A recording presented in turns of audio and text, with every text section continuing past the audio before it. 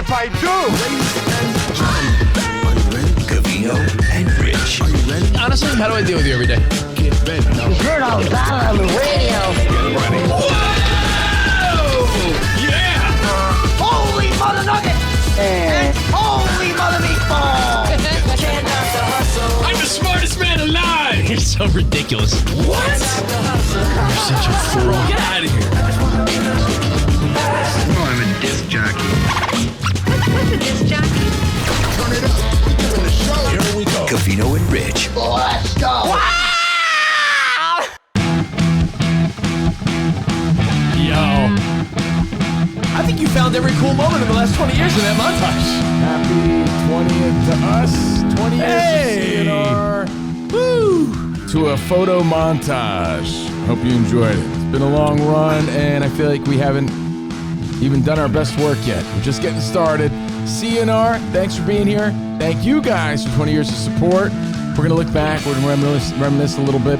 We're going to talk about our weekends. I'm still recovering from mine. I still got bracelets on my wrist from the show last night. Get it all in, because before you know it, the aliens are taking over.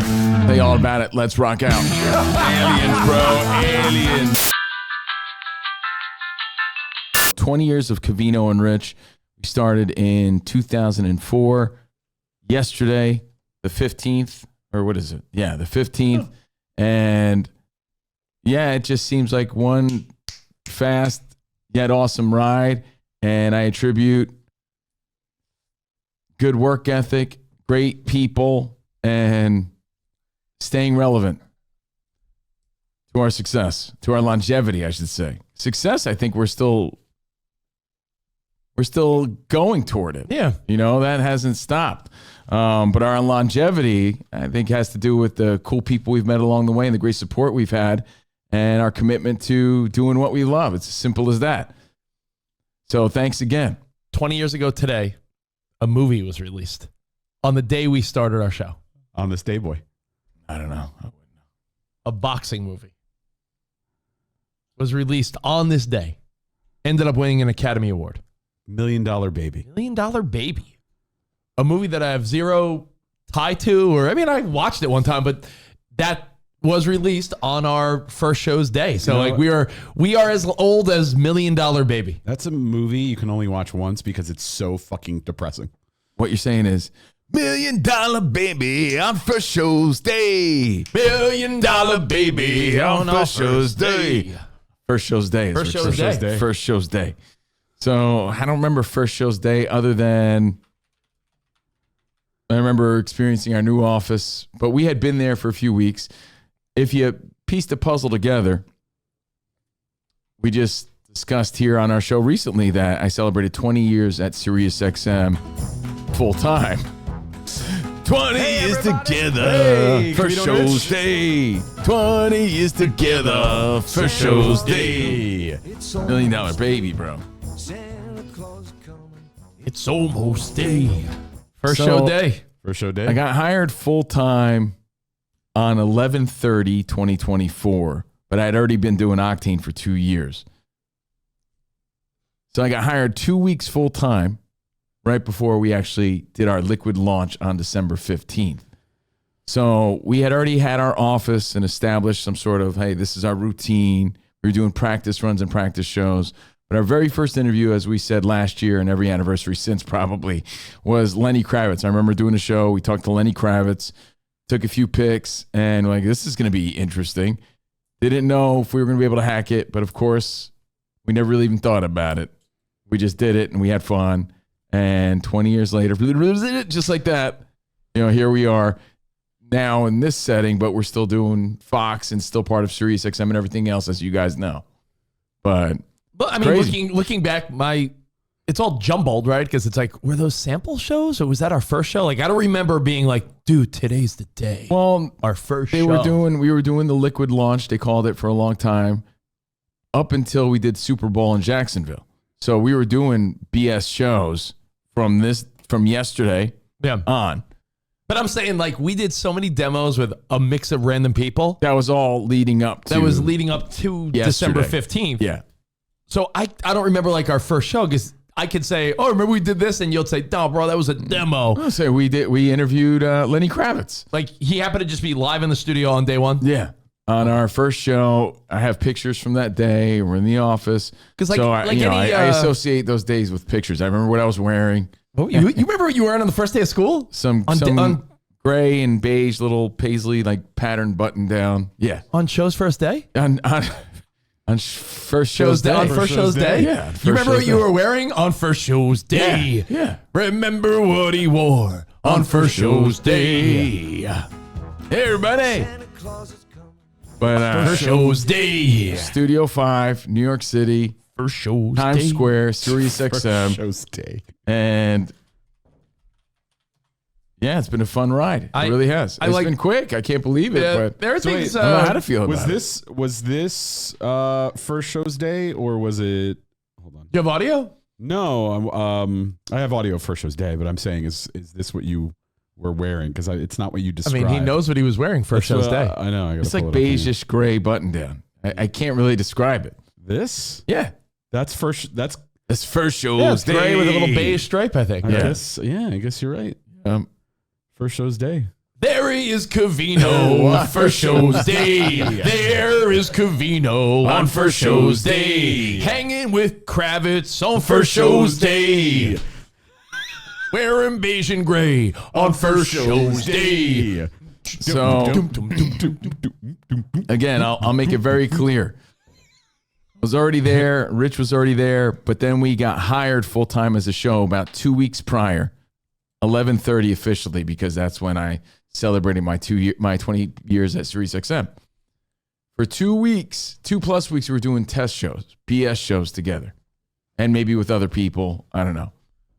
But 20 years ago yesterday, do I hear a demo we did show? our first show, which was part of a liquid launch. It was still part of a liquid launch because we did our official show, like our official launch, even though we'd been on already, at Super Bowl Jacksonville 2025. So that's how it worked out. But we were already on the air for a good month or so. Yeah, a good month. But the crazy part is, all the demos leading up really do have me confused as to like not really remembering a day one. I do remember the pressure, the pressure situation of all of it wasn't day one for me. There was a day they brought in all the Maxim suits from like London. Mm-hmm. And it was the most awkward setup looking back because we knew all these executives and our boss at the time, Jim McClure, were all sitting in a room. And in that room, they had patched in to our studio. Yeah. So they First just sat there analyzing us. No, that was leading up to it. Yeah, That was like a test show. This is pre-first show's day. But that What's up? It's El Covino. I'm Rich Davis. We got Sammy J. Sammy J. Maxim Radio 145. What's up, man? Dude, were you busy last night? I had a long night. I was calling you all night. Are you monitoring what I do? I was trying to get in touch with you, man. We had a big day. I was like, wanted to get in touch with Rich. By the way, Kept getting your answering machine. By the way, you sound a little gay. I gotta admit. You know what? Still do. Sounded very gay. Yeah. My balls were still at my belly button, I think. So it was hard to tell It was us like, apart. yeah, it's like that's not sped up. No. That's like, You know, Nicole asked me the other day, genuine, she goes, do guys' balls like drop, like actually drop? I'm like, yes. I think it's an expression. I don't think guys' balls drop. Like they your balls, descend. but you think you're like Oh, you mean like during puberty? yeah, she's like, it's like, do boys' balls actually drop? I'm like, No, but your balls start to sag when you get older. yeah, sag when you get older, but No, like, they descend. I wonder if some women think a guy goes through puberty and all of a sudden it's like, blump. Because there's always a funny story where George Lopez talked about how he sat on his balls. As they grow, they descend, right? I'm like, damn, Yeah, I guess how so. low are these bad boys going to go? But How low can they go? Before you play all that How gay low audio of can we us with our squeaky voices, How low? let me just finish that quick story because we were in the studio. And keep in mind, we were like On our, first show's day. not even before first show's day. We were there, and I remember we weren't even trying to do the best show. We were trying to just give these British people what they wanted. It's like, you know when Playing to your audience. yeah, you're playing to your audience like, all right, this is not what we're going to do on a regular basis, but I certainly know what they want to hear. And they wanted to hear Sammy J's Rap in General bit where he put on a British accent and deciphered hip hop lyrics. Like, Hey, it's Covino Rich. Let's go to Sammy J. The rap in general. Jay-Z says, for shizzle my nizzle. Like, he did like a whole breakdown of hip-hop lyrics, and I was like, all right, it's time for the gadget segment, And because I knew they great. wanted that. Yeah, but they thought it was great. Yeah. Yeah, we played to the audience. And I remember you and I looking at each other thinking how weird it was that people are sitting in an office down the hall listening to this, determining whether or not they like King Joffrey or, the guy from Gladiator, Joaquin Phoenix with the thumb up or down, like, Yeah, but go I or remember not. they were like, oh, yeah, you guys were phenomenal. Bravo, bravo. Yeah, and cheers to Big Steve, who not only got me my Mark Twain mug, he encouraged you to ask for more money, which I think in turn, I was like, well, fuck that. I'm going to ask for more money then. He did. It went like this. Yeah. The quick story of it is I was already working at SiriusXM, Sirius at the time, just Octane, making X amount. But I was working there part-time. My full-time job was at K-Rock, making X amount. They basically offered me the same amount for one job. Right? So I'd have to quit K-Rock to leave for the same amount pretty much, around the same amount. So I was like, I want to work here full-time, but I'll do it for X amount. I'm already making that amount between both jobs. And they said yes. My dad was like, asking for 20 G's more. And I did. And that's what they gave me. Look at that, Big And Steve. it probably set the bar for both of us. Rich was already there with Hits One and coordinating and everything else. So that was it. And then our first show, 20 years ago, December 15th, 2024. But Rich is right. There was a lot of lead up to it, a lot of test shows. As the old story goes, for the past, for every anniversary, we've probably discussed it. Demos was part of our demos. He's a host that I've worked with at K-Rock. He's still on SiriusXM, I believe, on the Spectrum. Madison, Madison, who would have been unbearable. who's on Lithium. I'm kidding. I'm not. But we I'm did kidding. test shows I'm with not. her. And Stanley T was part of a test Stanley show? T, and we did different variations. And as we said every year since, they wanted to make 2 shows out of us, but we knew we were better doing it together. And 20 years later, we were right. So we stood our ground. We're like, no, this is the show we want to do. They let us do it. And props to Jim McClure, who hired us to make it happen, and to the people at Maxim. The new Maxim. All those Brits, because it was British owned. Maxim was British owned. So we got our first gig So interesting. through Maxim, and that's it. The end. The end. Any But yeah, more? man, it's very cool. What a I'm not trying to beautiful downplay. story. I think it's amazing that we've lasted so long. I don't think anything could truly. Because you think of A tweet from Henry Winkler yesterday actually made me feel nice, because 20 years, that's nuts. Yeah.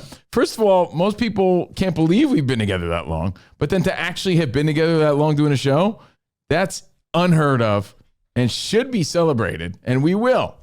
It's just I don't have the words to express what a process and what a long yet exciting and quick all at the same time ride it's been. And some of the best part is getting to meet and hang with you guys all throughout the years. When you look at those pictures and those montages, the coolest pictures are the ones when we're with everybody partying. Yeah. And Yeah. I want to propose some dates to you after the show today. Sure. I think I thought about it. I can't I believe think we got it. Mr. Henry Winkler. Congratulations. Congratulations. Yeah, that's nice. There's really nothing I could say to express What a joy. how crazy that is to me. Like, Wow, 20 years. Also, the fact that Henry Like- Winkler was like, "Thank you," or like, "Congratulations." Congrats. The fonts. The Was like, fonts. Congrats. In this industry, especially, guys. and he's 20 in years there. of anything. He's in the montage. I know. Yeah, he probably saw himself. Like, there I 20 am. years there of I am. anything. The 2 coolest guys. Me. Luke Perry, rest in peace. That's why I wear my Fonz, because originally he wore like a denim jacket before he put on that leather. Now he wore what did he wear?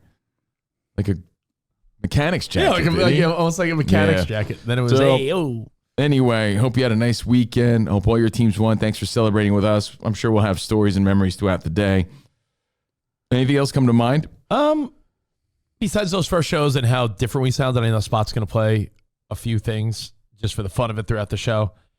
Just wondering, could we last another 20? 20? Like, Take me have to we- 68. Have we hit halftime? Are we in the third quarter? 68. Yeah, I don't. I would have to push for one more year just to go 69. I think we can make. Cause Well, how- look Spot, think of 20 more years would bring us to about retirement age, and by retirement I mean like cut back on your work, and you'd still want to do something. But I think we can make it When does Social Security kick in? 62. All right, at least get me to 62. I just don't think people realize the amount of events, the amount of people we've interviewed, the amount of shows, the amount of hours that we've done together. You know, I think that's nuts when you really think about it. But The places we've been. yeah, the places we've been, the places we continue to go. And the fact that I say this, and it's not just a saying, I think we're doing our best work right now is insane. Insane. Insane in And the I membrane. believe that. I believe that overpromised Fox Sports Radio with our Patreon is the best work we've done collectively in those 20 years. We were doing it's a not lot the of stuff. biggest stuff. You know, my daughter was asking me about it because we were approaching 20 years. You know, the biggest stuff we were doing was probably at SiriusXM and ESPN. But I don't think so. the best stuff with the brightest future is what we're doing right now. I think the biggest stuff we're doing is with Fox Sports Radio. Yeah. I think that has the, hey, ceiling is the roof, as they say. It's funny you would bring this up because I'd imagine it's a perfect audience to ask, but I don't know the answer. I actually posed this question to Mark Zito and Nicole the other day on a group chat because Must be some group chat. What's that one called? It's called Less Shit on It and Everybody Behind Their Back. Cool. yeah, that's the one. Oh, it's called Less Gossip. It's called Gossip Boys. You know, Gossip Queens. Oddly enough, Gossip Queens. it was a group chat that did not exist before that message, so we had never really. Man, you should name it. What are you going to name it? Every group chat needs a I name. don't know. You got the Yacht Cackling Club Yenta. Boys. Cackling Yenta chat. You got the Yacht Club Boys. Cackling Yenta chat. No, but it wasn't talking shit or gossip. It was a simple. What do you think? What is the perception Defonson. of I think so. oh, now we're all gray. Look at us. It's warm in here. That's like I'm it all green. got- I'm wearing Now green. we're all. It's a gray day, like Zoot Woman, bro. Yeah. Like Zoot Woman. Gray day. What is the perception of what we're doing at Fox Sports Radio versus SiriusXM? Like, what is bigger to you?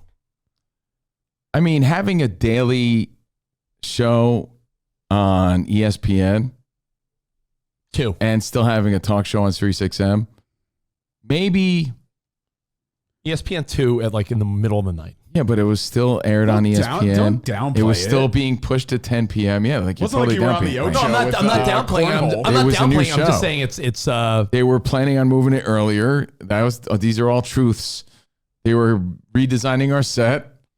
So, I mean, things built. No, I know. I'm just saying. I think It was still bigger. I think. But I think the future's way brighter. Yeah, I Fox, don't I'm think happier I than don't I've think ever it is. been. It was a big brand that has since, but at the time when you were on it, it Perception-wise, was great. maybe. I think Has perception-wise. since- has since lost its luster a little bit. Reality-wise, maybe not, I do but wonder. I do wonder. perception-wise. That was where the question was going. Perception-wise and reality-wise, Yeah. might not be the same thing. Like They're not. When we fill in for Dan Patrick, like we're gonna do next Oh, week, yeah. Way bigger. we have more ears and eyes than by far than anything we did on ESPN Absolutely. and SiriusXM. But perception-wise, being on First Take and hopping by some other show and being on TV every night, appointment watching, may have been bigger. Perception-wise. Not reality-wise. Yeah, interestingly enough, like for instance, moving out here to LA changed my perception of old school terrestrial radio because I realized how many people still listen to the radio and podcasts and how few people have satellite. Like when I hear my buddies at softball talk about 570 AM and how they all listen to this show or Petros and Money or this or that, all like the local shows, and WFAN in New York still has all the shows. I'm like, you know what? Like satellite radio is such a little niche. 30 million people have it. That means 90 something % of people don't have Also, satellite radio. I mean, And young people are doing their own thing. you're also polling a group of guys who love sports. Not And necessarily. they're older. No, but older sports guys love sports talk. I mean, sports talk radio is great because it's recession proof. Because no matter what's going on, sports will always exist except until the aliens come, and then we'll be covering alien sports. But it's something that will always kind of be woven through the fabric of society, and people will always want to hear about their local sports team, the game that happened last night, all of that. By the way, it was also the most money I made. So I think there's some. I'm making the most money now. So that's why I'm thinking now. Well, then go fuck yourself, because I'm not even close. All right. You know, like not even close. I think outside of that, I think people now have transitioned So wasn't what's best for Rich discussion, was it? to playlist, streaming services, you know, No, but I don't think you everything on could their phone. It's like if SiriusXM was like promoted more of their streaming aspect, their app, if their app was on point very early on, then they probably could have like usurped a lot from Like SiriusXM, we had guests and there was like cool stuff going on a lot of times. But I don't know if that was the biggest thing by far. Like, if no one's listening. SiriusXM gave us great access to things. Because I'm telling you, Whether between it be- Sirius and ESPN, that was perception-wise and reality-wise the biggest thing we were doing. We were having A-list guests on both shows every day. Yeah, every maybe day. so. And we're on TV every night. So, Perhaps. Yeah, but where's the brighter future? What we're doing right now. What's our best work? What we're doing right now. There's no question about it. So there are differences. Perception-wise, it was that. But the reality, I'm here to tell you that the reality is what we're doing now is the biggest and brightest yet, think, which is so inspiring and crazy to think that most people are on there in sports and life are on their decline. I don't think that really does apply to what we're doing right now, which is amazing. And I attribute that to you guys and your support. So thank you so much. I think Poundstone Power was your best work. Mr. McKeely's right. Hey, man, to carry that fucking guy. Poundstone Power. Yeah, I'll take it. Thank you. Yeah. You know, I'll take it. Irregardless. Interestingly enough, I don't disagree with you. That in that moment when we were doing both, that did feel like, oh wow, like we're doing a lot right now. It was a lie. It wasn't the most fun we were having. But I also think that that was sort of my point of the Yenta chat with Nicole and Zito. When you work at SiriusXM, I think you're brainwashed into thinking you're as big as what else is out there. Like, you know, like how the morning mashup thinks they're as popular as like Elvis Duran or Seacrest. And you're like, no, you're not. You're in a bubble. That's a bubble. But it's a big bubble. It's a big bubble, but that's losing subscribers every quarter. Yeah. 30 million people, and it's going down. It's not going up. And you wonder, is that, you know, it's just interesting. We were there and had great access. Kimberly Giles says the Sirius days were special in the mid 2000s. A lot of great homegrown talent. It really was, guys. Yeah, it was a there should special be, and place. there will be a movie made about it one day, or at least a documentary. It was a new medium for the world to experience and for us to be a part of. And it really was a special time. I have expressed, but it's hard for me to express how cool it was, how excited we were to work with all these different walks of life and have access to all these different talents walking around. Oddly enough, you won't be a talking head on that special. The unfortunate part about it. Why not? You'll be a talking head on a Christmas special, but they'll use like Matt Pinfield for I Sirius. better be involved. The in unfortunate thing about a SiriusXM special, it would be all focused on Howard Stern, not about anybody else, unfortunately. So it's like cool. Yeah. Well, and maybe a lot of people would credit Howard Stern to things that are not true because we were the first to really do the long form interview on satellite radio. It would be us. And it really was a game changer because it didn't exist before. Not on radio. Long form interviews? No way.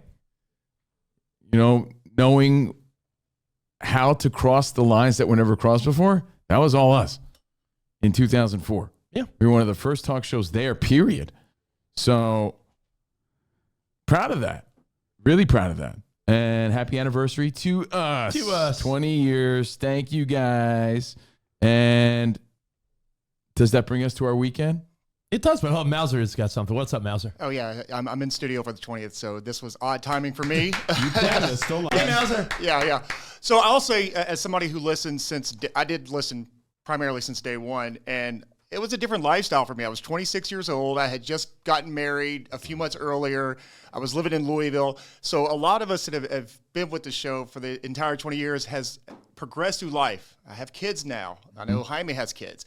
Rich has kids. Covino has kids. So to grow with you guys from, post-college partiers to dads now, or midlife adults now, it's been a fun ride. And we at least for me, thank you for taking me on this journey. It's been a blast.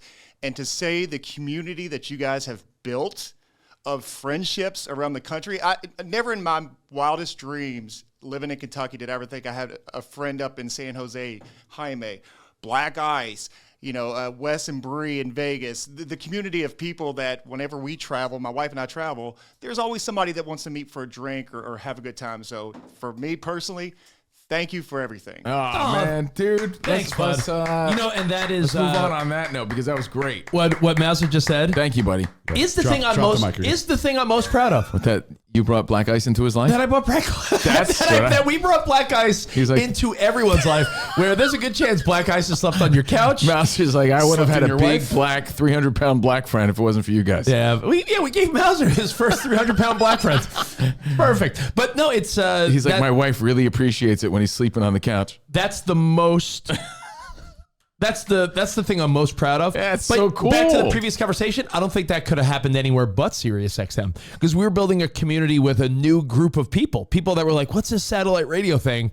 I'm just saying now. These people. Now in 2024, there are people that are like I'm just curious from the outside perspective, like what feels bigger? Are they lateral or not? Like if you were to say, oh, Covino and Rich, when they were on SiriusXM, or when they're on Fox Sports Radio. We're syndicated on iHeart. It was special when we were on Sirius Radio and Sirius XM, but it's definitely bigger on Fox Sports. I just want, that's what my point is. My point is I wonder if you asked, I don't know, your buddy Gino you went to high school with. But we know that, and we're just letting you know. I don't think that's the perception. I don't. I wonder if you asked, give me a random kid from your high school.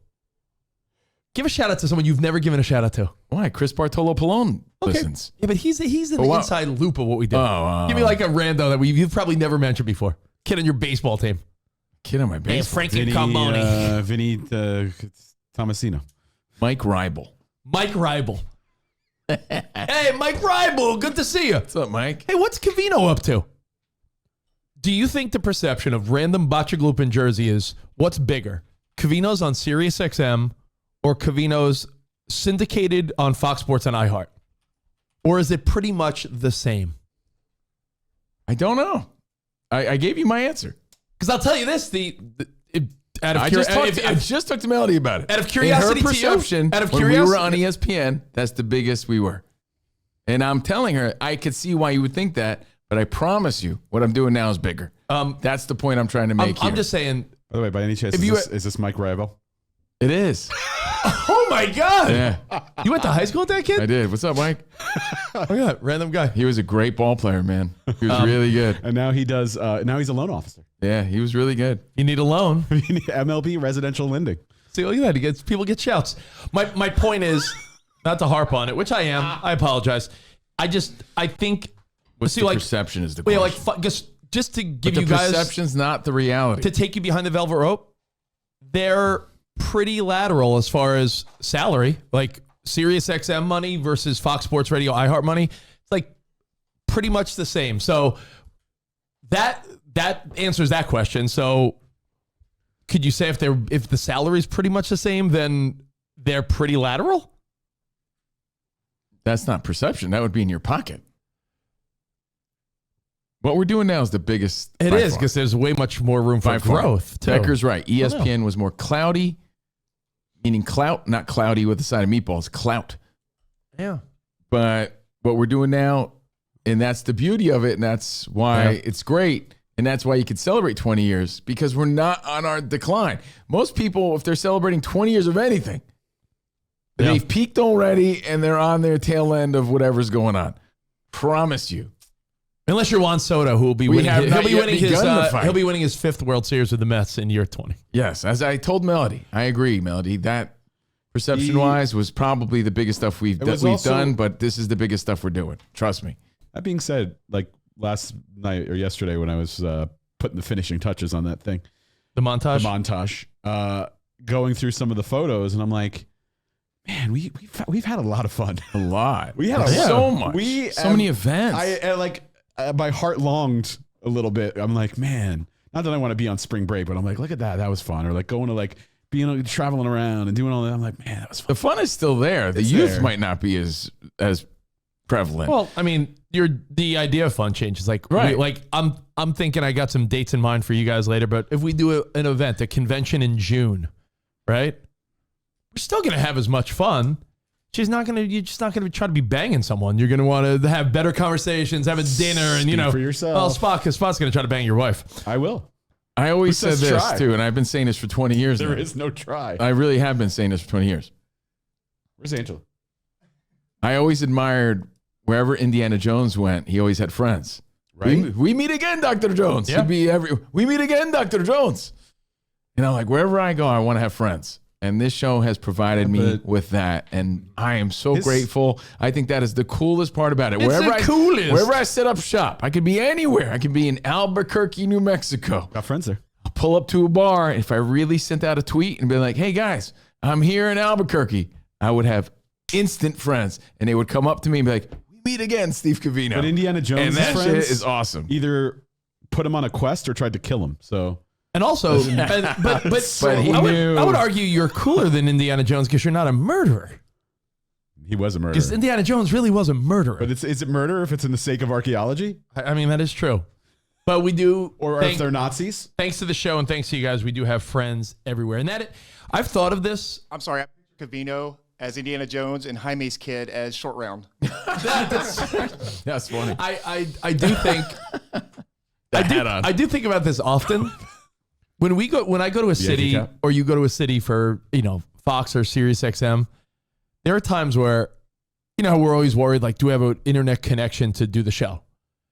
I always think to myself, worst case scenario, I could always, like, an hour before the show, if I was in a jam, be like, who lives around here that I can come to their house? And I'm like, I bet you wherever we go, there would be someone that's like, hey, come over here, guys. We've been offered. Yeah. And I want to give 2 really nice shout outs, maybe 3. I'll give 3 to the first 3 people that come to mind for me that were all in on CNR. That would be TSS Taylor, Yep. because that dude was reaching out to me when I was on Octane. Still talk to him. Yep. That would be Pete Nice, who would show up and Big be like, goon. let's go get Mexican Wait, food. do you mean Yeah. And number 1, Shout out to his son Boris. shout out to yeah, but think about it, guys. Like, I'm talking like OG. Viva Ponch. Viva Poncho? Pete, hey, you know what? I a believe in these matchbook. guys. Imagine, like, I believe in these guys. I don't know. I want to be their friend and go and see what they're doing and Viva Poncho. and take this listening relationship to a next level relationship. They seem like real people and nice people. Oh, wait, we here's go a- to Viva Poncho with Pete Nice, and number 1 by far, Mercer Man, Greg Mercer in Pittsburgh, Guy loves our show. who just Still does. dove headfirst into everything we were doing and loved it and still does. And it's songs. people like him, though, Yeah. and people like them that would get other people involved, and it made it seem like a cool place to be. And we appreciate Can I that tell you? forever. He went from consuming our show to consuming 5,000 calories in a sitting. If And you, by the way, there's so many more, You know what? obviously, but those 3 come to mind because Yeah. they were there so I agree. early on. You know what? If you didn't say Mercer there, Yeah. he would have felt like Rocky when Tommy Gunn thanked George Washington Duke. And some people are still And there's around. one not guy that's everybody been is. there from the beginning, and I'd like to thank. And Mercer's about to stand up. Mac in Nashville. I'd like to thank Vinny in No, Brooklyn. and that's no knock to like West and Idaho because Yeah, he's right there too. But honestly, I think they were first. I remember the first day Wes- West and Idaho came to studio. Rex in Seattle You're happened to going be to the- there the same day. I remember. Go to the shelf. Yeah. Oh. I remember. Trust me. So like, there's a million to the people that were shelf. there early on. But I'm saying like before we were even a show, I feel like these dudes were invested in what we were doing. I mean, So of course, we got Wes- our Idaho license plate West from and West. Idaho. You know, we God love loves you. us. There's. It doesn't mean I love anyone more than anybody. I'm just saying, thanks to those early on people, it just grew from there. And we wanted it to be a community of friends. I have a question. When we have our celebration 20-year cake later, do we light it with the Viva Poncho matches? Oh man, Because it's almost like a bottle our of hangout. wine. No, but it's like a bottle of wine or a candle. If you don't use it, what's the point? Like, Should we if only, we ever, if we how were to many, use how many matches are in there? Count them because we can use them every day. 3, 4, 5, 6, 7, 8, 9, 10, 11, 12, 13, 14, 15, 16, 17, 18, 20 matches. That means we honestly, if we start today, we can use them every year until we retire. That'd be sad. One match a year? It's like you just. Then on the last you're match, like, we oh. retire? That's sad. Oh, man. I'm 65. Honestly, this matchbook could bring me to 65, knock on wood. that's One a like- year? Honestly, that's like, here's the rest of your career. And you look at it, it's like, oh, wow. It's like an hourglass. It's like an hourglass. Look, 20 years is fun time like to matches reflect. in the Viva Pompo, But let me Poncho tell you, matchbooks. let me tell you where this is Matchbook. going, Yeah, guys. matchbook. Instead of this all being about So are the days of our lives. remember when and all that, and that's great, especially on an anniversary, right? Yeah. Here's the plan moving forward: to keep having fun, uncensored fun with you guys every day who are invested in our lives, but also just continue doing what we're doing on Fox Sports and having them put cameras in the studio. Just like you see with Colin Cowherd, just like you see with Dan Patrick. We don't necessarily want to do another show. We want them to put cameras in the studio so that people could watch what we do every day and take 2 bites from the same apple and live that life. Get good quality cameras in the studio. Get them on Danny G, Monty, Dan Byers, Spotty, Covino and Rich. Make an ensemble TV show the same way you see with Dan Patrick, the same way you see with other radio shows, McAfee's. We're already doing it, and it's streamed online, but put it on TV. There's so many channels and options, and that's what makes the show sellable. So you got salespeople wishing and wanting for that as well. So we're the future of that. We know it, and it's just a matter of time. So we're going to continue doing exactly what we're doing, just on a bigger scale, because they're just putting cameras on it. That's it. That's the goal, and that's where I think it's headed. Live cameras. Yep. One match a year? So the best is yet to come. Isn't that a song? The best is yet to come. I believe that, professionally anyway. Personally, we'll see.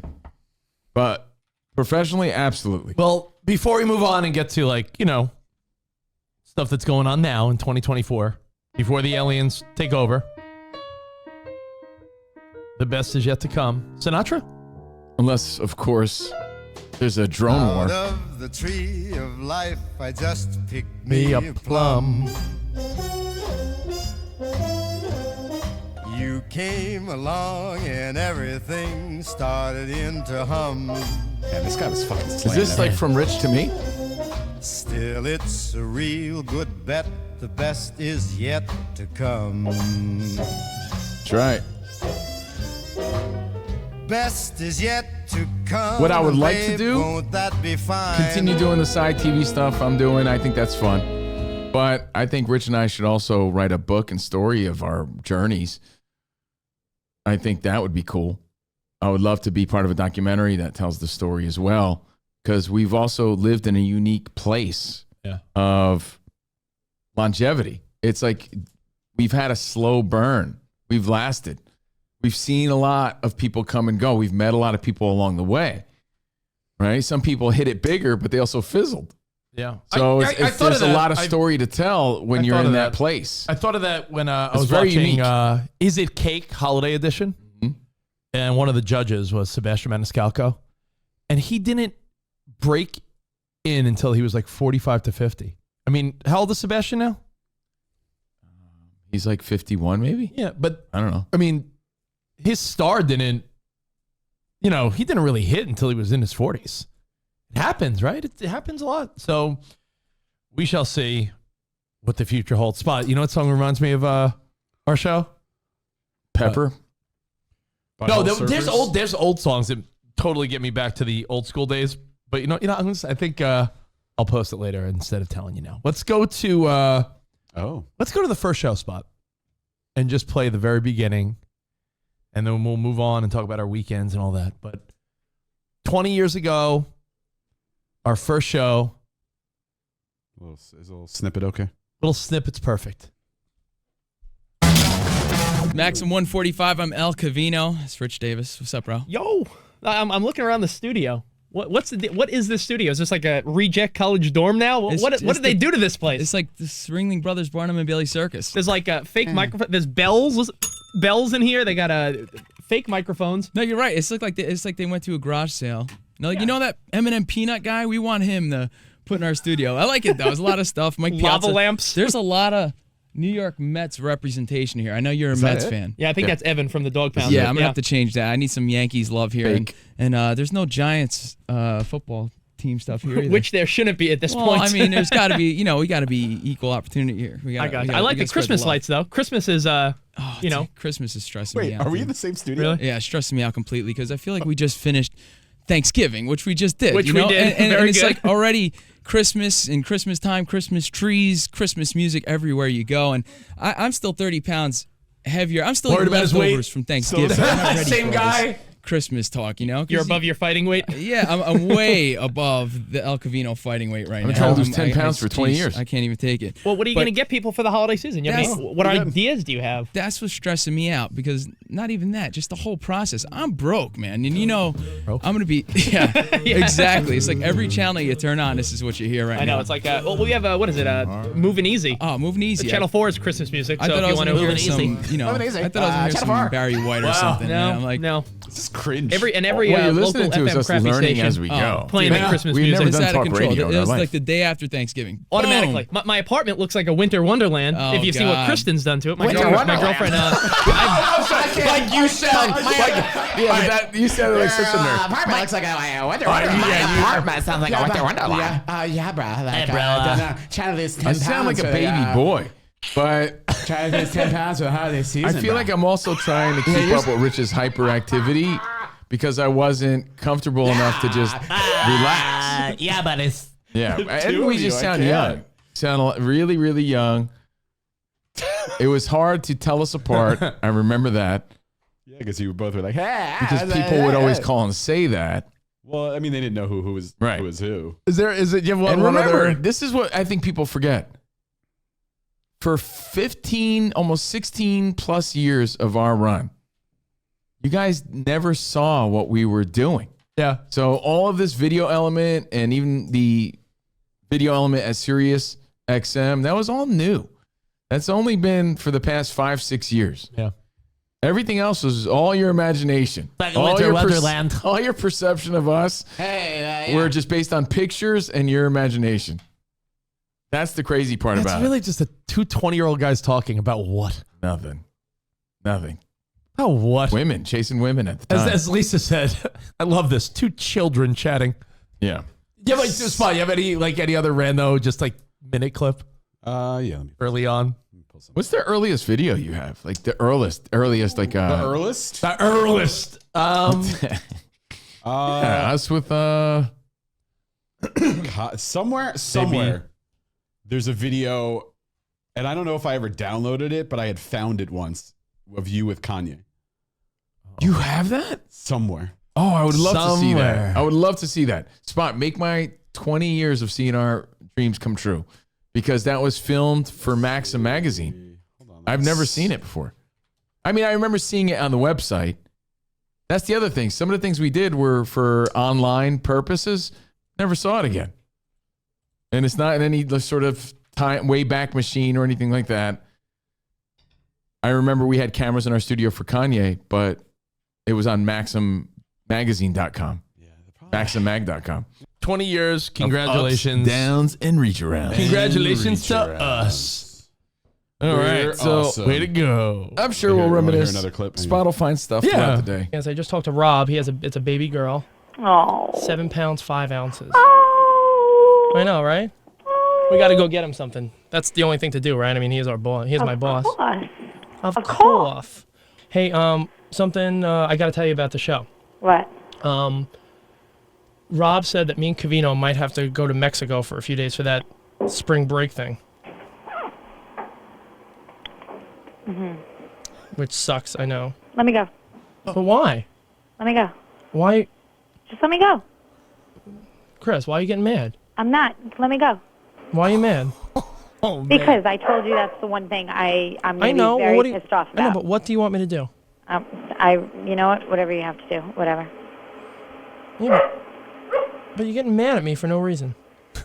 It's not no reason. You put yourself in my position, and you I know tell it me, sucks. and you, I would and not. you All right, tell listen. me- I would not want you doing it, but obviously you know you could trust me, and I'm. That's not the point. Of course, Do you think I asked to go? Do what you do I think? give a shit about you for? Oh, damn. What? But do you think I asked to go? Do you think I said I want to I go? really don't care. I want to But go why to spring are you break. getting upset with me about this? I'm not getting upset with you. I'm getting upset I with think the you call situation. Christine next, right? All right, because if It's really annoying. because you know that you could I don't totally care. trust me. And I'm being forced to go to Mexico. You know what? What me turned around and said to you is that I would really be upset and disappointed if you have to go to spring break in Mexico with Covino and Sammy J. That's the one thing And I Johnny said. Bananas. The one thing I've ever put my foot down about your career. Because it's not normal. She's laying That's the not smack normal. down. That's not you doing a fucking an event. That's horrible. I horrible. know It's real. Christine and Covino, this is going to be their relationship. the last thing I want you to do is be upset about Prediction. this. What do you expect me to do? I know, but how Can is I skip ahead to Covino? Yeah, please do. What? Go and here we go. if that's serious. And it does kind of suck Oh, wait, hang on. with that. With my family, with my grandfather, Yeah, my mom, my but dad. it was still on your leisure for vacation. I'm actually obligated to be there. It's not like I have much of a choice, you know? Yeah. Yeah, it was out of context. So, just got to understand. You just got to be cool about it, and, it'll be fine. When you going? Because I'm booking a trip that week. When you going? March 12th. You say that like you're threatening me now. Like, oh, well, if you're going to go, then I'm going to go have fun too. You know? Whatever. It's ridiculous. All right, whatever, Christine. You know what? I'll catch you later, okay? Okay. I figured at least I told you, right? I mean, come on. At least I Whatever. told you. Okay, I'll see you tomorrow. Whatever. All right, bye. I'll see you later. Bye. Oh, man. Sounds like my brother, yeah. Whatever. I love that. Whatever. I told you. At least I told you I'm going to spring break. I remind me of my brother now. What do you mean? Like, why would you be mad? What's wrong, yo? Yeah, at least I told It's like my job. Just doing what I gotta do. You think I want to go to Mexico? I don't want to be like around hot bitches, yo. But again, But like the boss told me I have to be around hot bitches. we were reinventing the man. wheel. I'm not saying we started it because we didn't, but we were doing things. We were just throwing things out there to see what stuck. So we were putting our personal lives on the line Oh, yeah. and sacrificed our relationships for There the you greater go. good of this show. The greater good.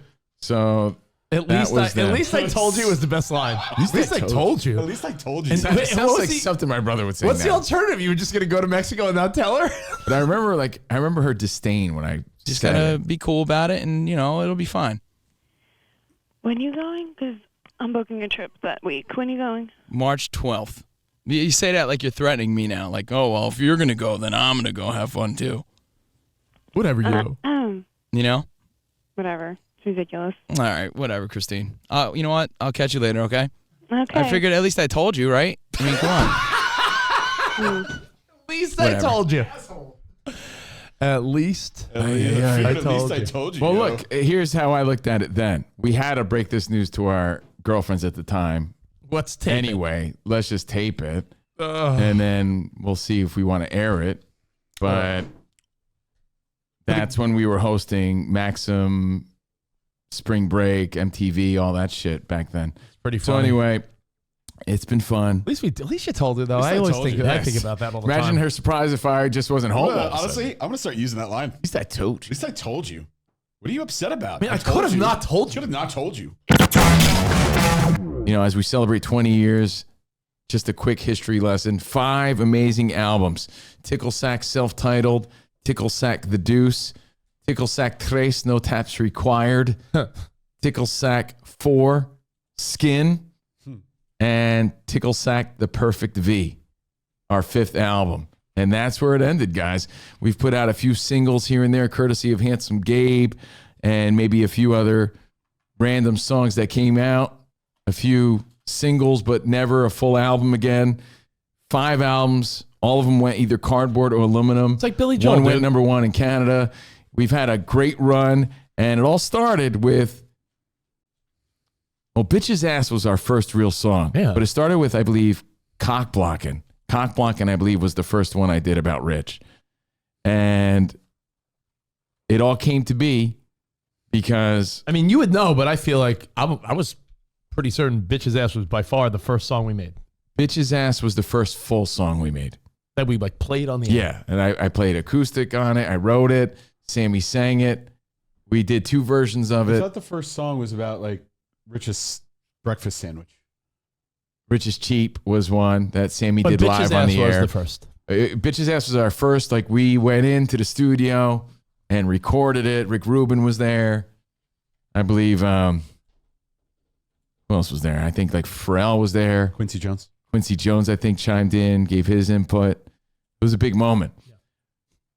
But we had a few along the way. Like I said, cock blocking, but it was more of a little stinger.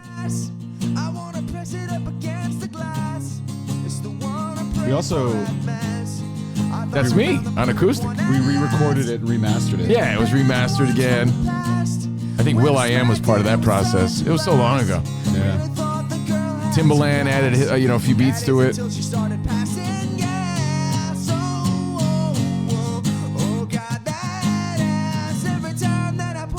So I really do believe Rich is Cheap was something that Sammy did live on the air. So you could say that counts or it doesn't. Then we did Cock Blockin', which was just a little stinger I made about Rich. Like a little quick little snippet. It was never a full song. Do you know what Rich is Cheap was about? I do. Breakfast sandwich. Yeah, but what about it? Something about you didn't want to pay for your breakfast sandwich. When you were here before, it was $1.99. You were 5 minutes late. Now it's $2.99. Oh, yeah. It went up after breakfast. Yeah. See, this was live. There was a deli. It was just an egg sandwich. There was a deli on the corner of 49th And some crap cereal. and Broadway, You thought you were special. where Hawaiian Tropic Zone ended up being, where that There's no breakfast special. Asian clothing store is now. Superdry. But Rich is cheap. It was a deli when we first started working there. And there was a $1.99 bacon, egg, and cheese sandwich. And I think it went up to $2.99 at 11 a.m. or something. And I got there at 11 o'clock. Like, but it's me. But I'm like, I'm here every day. Me. I'm it's here. me. Yeah, but I'm here every day. But you made a big deal. I think it was a big deal. I mean, I'm there every day. I'm a daily customer. Man. Rules are rules. Yeah, rules are for fools. But so this was done live. I did go into the studio to do cock blocking because Rich was just the ultimate cock blocker of my life. But the first song was Bitch's Ass. The rest is history. There is a behind the music spot of Ticklesack. Do you guys remember the behind the music of Ticklesack?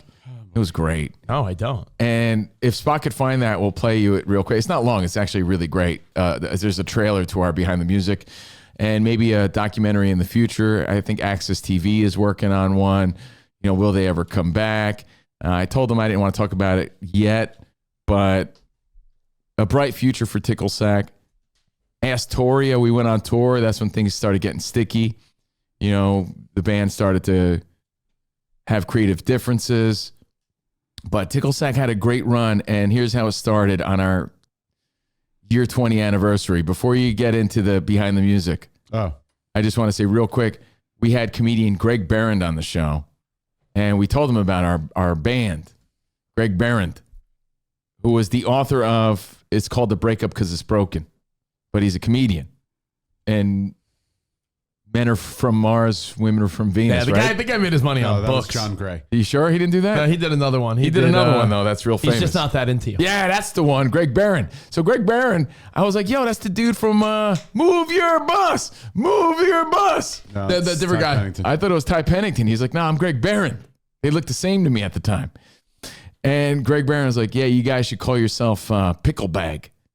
And I'm like, Pickle Bag, Pickle Bag, Pickle Sack, Pickle Sack, Tickle, Nickelback, Tickle Sack. And then that's how it came to be. Organically, Ticklesack became a thing. And like I said, 5 albums later, Astoria, a worldwide tour, a few hits, a few duds, lots of legacy, lots of stories. There you have it. Maybe we'll make a comeback someday. But I'm very proud of our Ticklesack legacy. People still hit me up all the time, like, "Yo, man, you guys got to come out of retirement every day." I think our Christmas songs are our best ones. We wanted to do. Wait, hang on. Sorry. Spawn actually may have it. Where's that playing from? Oh, I know. Oh, Scott's got like 10 different things going on at once. Oh, Covino sings as well, right? Yeah, he plays guitar, and so do that I. was me So on we guitar. wanted to do a duet of Chad Kruger and Josie Scott, that song "Hero." Oh, right. But we wanted to call it "Haircut," and lyrics along the lines something like, "Let's see, piled so high, I can feel it burn. Piled so high, I've got dead ends. Man, he was talented. And then it's like the chorus would be like, and they say that a haircut can save me. I'll make an appointment today. That's the first song? Why are we not? Are we rolling? Oh, we're very much rolling. Let's bring the bass up on that because that's awesome. You guys got to do that. The haircut That's really could good. See, the thing was, the haircut could save me. It's great, but I don't know. I think people forgot about that song. You guys could be. We can bring it back. Not to mention that, I mean, being that Covino is a big Nickelback fan and Rich only likes the song Photograph for some reason or other, I hate Nickelback. You guys should be a parody band of Nickelback called Pickle Bag. Nickelback should be called Pickle Bag. I like that. And it'll be a guy wearing a pickle bag. I think we should do that. Man. That's a new name of the band. They're like kings of Canada. Greg right Barron now, gets royalty off our name. Yes. There we go. It's awesome. Picklebag became a thing into Ticklesack, and the rest is history. So as we celebrate 20 years of CNR on a Ticklesack Tuesday, that's where it came from. And maybe in 2025, maybe something new. We'll see. Did you ever record Haircut? No, but I remember writing it, though. It was about, A haircut can save and you. they say that a haircut can save me. It's about, some dude who's just he's a schlub, but he gets a sweet haircut and changes his life. I think it's time to record it. I think it's like Ticklesack lost tapes. Yeah, we had the harmony. Sammy was like, and they say that a haircut could save me. And I was like, melody. and they say that a haircut could save me. You can do both? Yeah, I know. So that's the history. And before we move on and get into the meat of today, I just want to play the old trailer as we celebrate 20 years. Are you okay, Rich? Yeah, why? He couldn't care less. You seem bored. Yeah, he's so... What did I do that made me seem bored? This is as boring as Monday Night Football to him. But what did I do? But this is why we don't do Ticklesack anymore. You just looked out at your computer. You were like, hey. I always look down at my computer. No, but you look like really bored when you did it. Dude, believe me, I know. So let's just rewind, and then Rich could talk about whatever else he wants to talk about. Reminiscing. I remember. I was there. I lived it. I remember Greg Barron there with his tattoos that his kids drew on his arm. That wasn't Ty Pennington? It was not Ty Pennington. It was. Greg Barron he was a frequent guest. He was a great comedian. Greg Barron, and he was good about relationships too. Like she said, he not only came on our show to just bullshit. He had written the two hottest relationship books of the 90s and 2000s. Him and his wife, yeah. Him and his wife. That he was a cool dude. The one book got turned into a movie. Yeah. And the other book was a #1 bestseller. I guarantee he made millions off of that. Without a doubt. And that's it. Without a doubt. So anyway, on a Ticklesack Tuesday, I figured I'd give you the quick history of our band, which was a big part of our looking life. at Covino. I clicked on my computer like I always do. We're rewinding and watching Rich's disinterest. You're just like, yeah. Look real engaged, man. It's also a nice history lesson. Not everyone's been with us for the entire ride, right? So if you want to see a quick trailer of our very famous VH1 Behind the Music, we'll show you a little clip of it and reminisce, and then we get into the meat of the show as we really dive into year 21. What's your top 3 Ticklesack songs? I have a top 3. All right, I'll figure that out while we look back. Our VH1 special. Here's the trailer.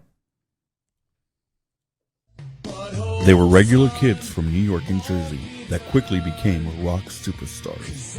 But millions of fans were not enough to keep them together. Watching that band reach these incredible highs and then just end. Oh my God, it's crazy, What started out as Covino Rich and Sammy J quickly became Covino Rich and Spot. But what really ended the band?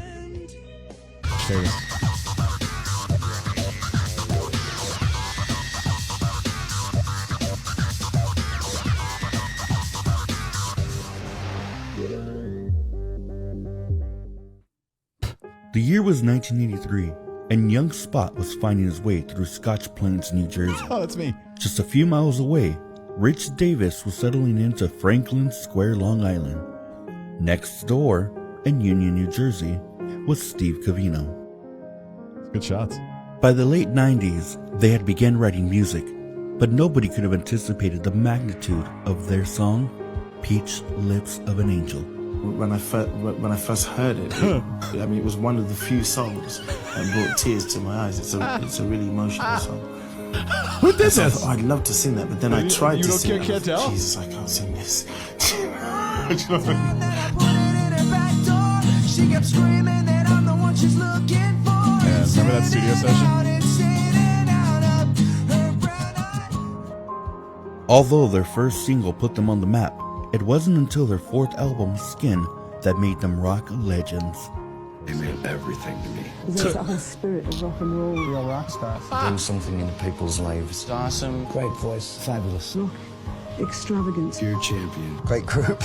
One of the biggest bands on the planet. That looked great and sounded great. To me, they fall into the same category as the Stones. I don't know. Ask me next time, man. I'll think about that one. They are totally recognizable. It stunned you. The whole group stunned you. First of all, because Thanks, it looked Liza. so interesting. Covino was clearly the most dedicated band member. Still is. These guys are great. Yeah, man, that was great. Yeah. No. He's our biggest fan. It's been a great experience, man. It's taken us all over the country. We've met listeners and friends all over the world at this point.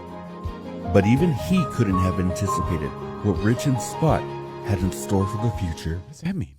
After the break, we talk about Spot's transition. Hi, Rich. I'm Kelly. And Rich's career as a professional boxer. That's just the trailer. So that's really well done. Is it Daniel Javier Fitz's marbly so voice? not invested in what we do. So yes, How did you not know obviously that? that's Daniel Javier Fitz because I appreciate his editing skills and his production in creating that really awesome funny. video. Thank you, Daniel Javier Fitz, in the after show, but later. That's really funny. So Ticklesack, will we make a comeback in 2025? I don't know. Daniel, thank you for doing that, man. That's really funny. My top 3 favorites go like this. A Christmas song is what put us on the map, guys. So I don't think it really counts. So Feliz Navidad was by far our biggest hit. That's my number one. So if you want to just take that off, take it off. Yeah, take it off because it's I would everyone's say number my one. top 3 off the top of the dome, and we can move on. My top 3 off the top, and I'd probably switch it if I had a chance to think about it, would be Take It and Go because I believe it's an underrated sleeper. It's a tribute to my Asian friends and my Indian friends. Take It and Go is a sleeper. South Asian friends. Yeah. Ever try and buy something like Russell Peters. Featuring Russell Peters. Watching a noob dog. It Take It and gives Go. me cheap thrills. About going into a convenience store and the Indian guy's like, take it and go. Incredibly racist, but a great song. I do not speak I'm English. sorry. Okay. My friend. Very funny. You don't need to play the whole thing. No. Coming in at number 2 for me, my top 3 Ticklesack songs. Take It and Go, I just feel never got the credit it deserves, so that's on there. You have to put a password in for Ticklesack? Hold on. Are you? Yeah, welcome to the show, buddy. That's my point. Do you even know it? Wait, does he know it? It's what we call our listeners. Joffrey's, it's Rich's way of undermining things. How am I undermining it? Joffrey's Girl would be my number 2. Is this what you want, Lady Marjorie? I think it was so good. It's just timely. That's It all. would be an honor to return your love. Joffrey's not my friend. I could have your tongue for saying And his inbred face is a crime. I will punish My you. sister Little loves this dick song. so deranged, but his girl's looking fine. Joffrey's got himself a girl, wanna rub on her behind. Wanna live between her thighs. By the way, Joffrey's Girl, man. Remind me, I have a story about this actual song and my sister. Say what is yours? You know I wish that I had Joffrey's girl. All right, number From 1. Game of Thrones. Number 1 is Watching The Hobbit by far, just because it's timeless and classic, and it really hit on a movement in our culture where nerd became the new cool. Hobbit. Mr. Baggins? So that's my number 1. I'm surrounded by dwarves. What are they doing here? Hobbit, This is one of seen by most the greatest. shoes, which gives us a distinct advantage. Nerds the new cool. I'm feeling like a tool. I gotta raise my stock again. So watching The Hobbit tonight instead of breaking the habit tonight. But yeah, that's our history lesson. Ticklesack for life, everybody. 20 years. But it's over, man. We had a nice run. We had a great run. I'll give you. It was a timely I got my thing. top 3. Oh, you ready? Let's hear Okay. Rich's top 3. If you got yours ready, I want to make sure I'm not forgetting anything. Oh, I just gave my top 3. I give No. my top 3 come from a production standpoint. I know Poon Poon Now's on there. Poon, how did you know? That because it's it's not my favorite Ticklesack song, No. but as far as if you go behind the scenes and look at the actual audio session, what Spot put into it, Poon Poon Now should win awards. Poon Poon Now is still funny, though. No, but It's just fire. I'm saying it's It should win production awards. Like if there were a parody contest, fucking include Rick Dees back in the day, or Seacrest, or Elvis Duran, or Howard Stern, or anyone. Bubba the Love Sponge. The efforts that Spot put into Poon Poon Now. I downloaded an auto-tune. Should win awards. And I was still coming into my own. So for me, I'll come at number 3, strictly from a production standpoint, is Ass Eater, only because that was the first song I ever produced. I love this song. Dude, basically, I wish I had a spoon. First song just so I ever could produced. eat that Funny. ass, you know what I mean? Not the ass greatest everywhere. production. I'm telling you, ass soup. He only comes out at night. You know that it's I remember you're like, we're gonna go record this, and the music was on. This was before I like understood how you guys operated. But when you had just come back from Vegas, Rich was all about eating ass. Scoping the Nussies is a great line. I remember one of Scoping the Nussies. one of our old colleagues would listen to the show, and I remember walking down the hall. He was like, "Scoping the Nussies, right? Scoping the Nussies. Got his hand on." Remember Todd Wilkes Booth that we used to work with? Yeah, it was him. Yeah, he used to like that Scoping song. the Nussies. I think number 2 really is watching The Hobbit, because there is a lot of layering, vocal production, audio clip processing, because in order to make that sound of Linkin Park, you had to put a lot of layer. You had to do a lot to it. So turning Covino into Chester Bennington was a huge undertaking. And then of course number 1, Rich said it already, Poon Poon Now. So it's my favorite, just because I feel like maybe looking back, not the greatest, but I feel like it just came Had a together. great video, This though. was like the first time I had a song Gotta get that. that really came Gotta together. get that. Remember Mercer Man in the Gotta video? get that. Yes. He was great. Gotta get that. And mimicking Black Eyed Peas is not the easiest. No, not at all. Because I always hated this as a producer. I'm a purist as a parody producer. I'm a purist. I like to make it sound as much like the original as possible. Yeah, one of my pet peeves that Covino's a stickler on. I hate when I hear other shows and other people do parodies and their syllables are off or their cadence is off. Like, dude, just put the extra effort in to figure out the lyric. And Covino always matched up the lyric pretty well. Gotta get that. Gotta get that. Like if it requires 4 Gotta get syllables, that. don't squeeze 5 or 6 in. You could see that, and I shit my chonies in El Segundo. I do like underlying background vocals on this just to add layers. I put a lot into this. All right, Rich, you're up. All right. It's so tough. I have a top 3. Felice Nobby Job is definitely number 1, so we're not counting that because I think Felice Nobby Job is our best song. Smash. And if we lived in a different time period, Yeah, it would have been. SiriusXM Holly asked if they could play it, and I wouldn't sell them the rights to I it. genuinely think some of our Christian songs, even Piece of Ass, Can It Be? I feel like our Christmas songs, if we were 10 years younger, would have been viral social media hits. You know, you have a sleeper hit. You know, I said Take It and Go's a sleeper hit that didn't get a credit. Well, Your sleeper hit is not on the list. Okay. I love Peach Lips of an Angel. Great. That might be my number 3. I think Peach Lips of an Angel is just sung with heart. I just think something about it's so silly and stupid. It's old school. It's like early CNR days. Honey, why's it got to look like that? It's vile. Can't you see that something is Talk about that a was the girl- beauty of Ticklesack. Talking about a girl who has a weird looking vagina. Ticklesack Come was on. vile, but beautiful. coming out in places that it shouldn't? I'm not letting it get near my dome. Your bacon strips are my help. It's Harry. Oh God, that smell. Are we gonna call out Covino for harmonizing on Fox at any point? Save it. I feel like It that was the coming greatest up. thing he ever did. Okay. Save it. It was I feel like such a show-off move. It was hilarious. It was like it was his. It's not showing off when it's just your talent and who you are. Yeah, no, it's like you dropped the ball before the goal line, but you actually got the touchdown. Well, we'll explain. Don't. Right. That's that's number 3. 2. Right, Number 3. Number 3. Number 2. Give me number 2. Number 2 is Sometimes better than Caboose. Caboose is great. Oh, man. Caboose. So number 1 for you is I shit my chonies in El Segundo. I hate that. That's no. Girl, every man's got a goal. Because it's This is the best sing along by far. It's so vile. No. We're talking about butt sex, but it's funny. Well, I thought I might stray, cause I've been tapping it the same way forever. We actually had Daryl Hall to do the background for this. Daryl Hall sang backup. I've been praying all day that this would This is make Daryl Hall. it better. And if you, the best part is there's a breakdown of the song where Rich gets all creepy. Hey, And girl. if you really want to hear how creepy Rich is, there's a hidden track of just Rich recording that. For real? Yeah, I have the whole session of Rich just being creepy. It's called, it's track 32 on the Deuce. It's really Rich's lost caboose tracks. I know it's your ass, girl.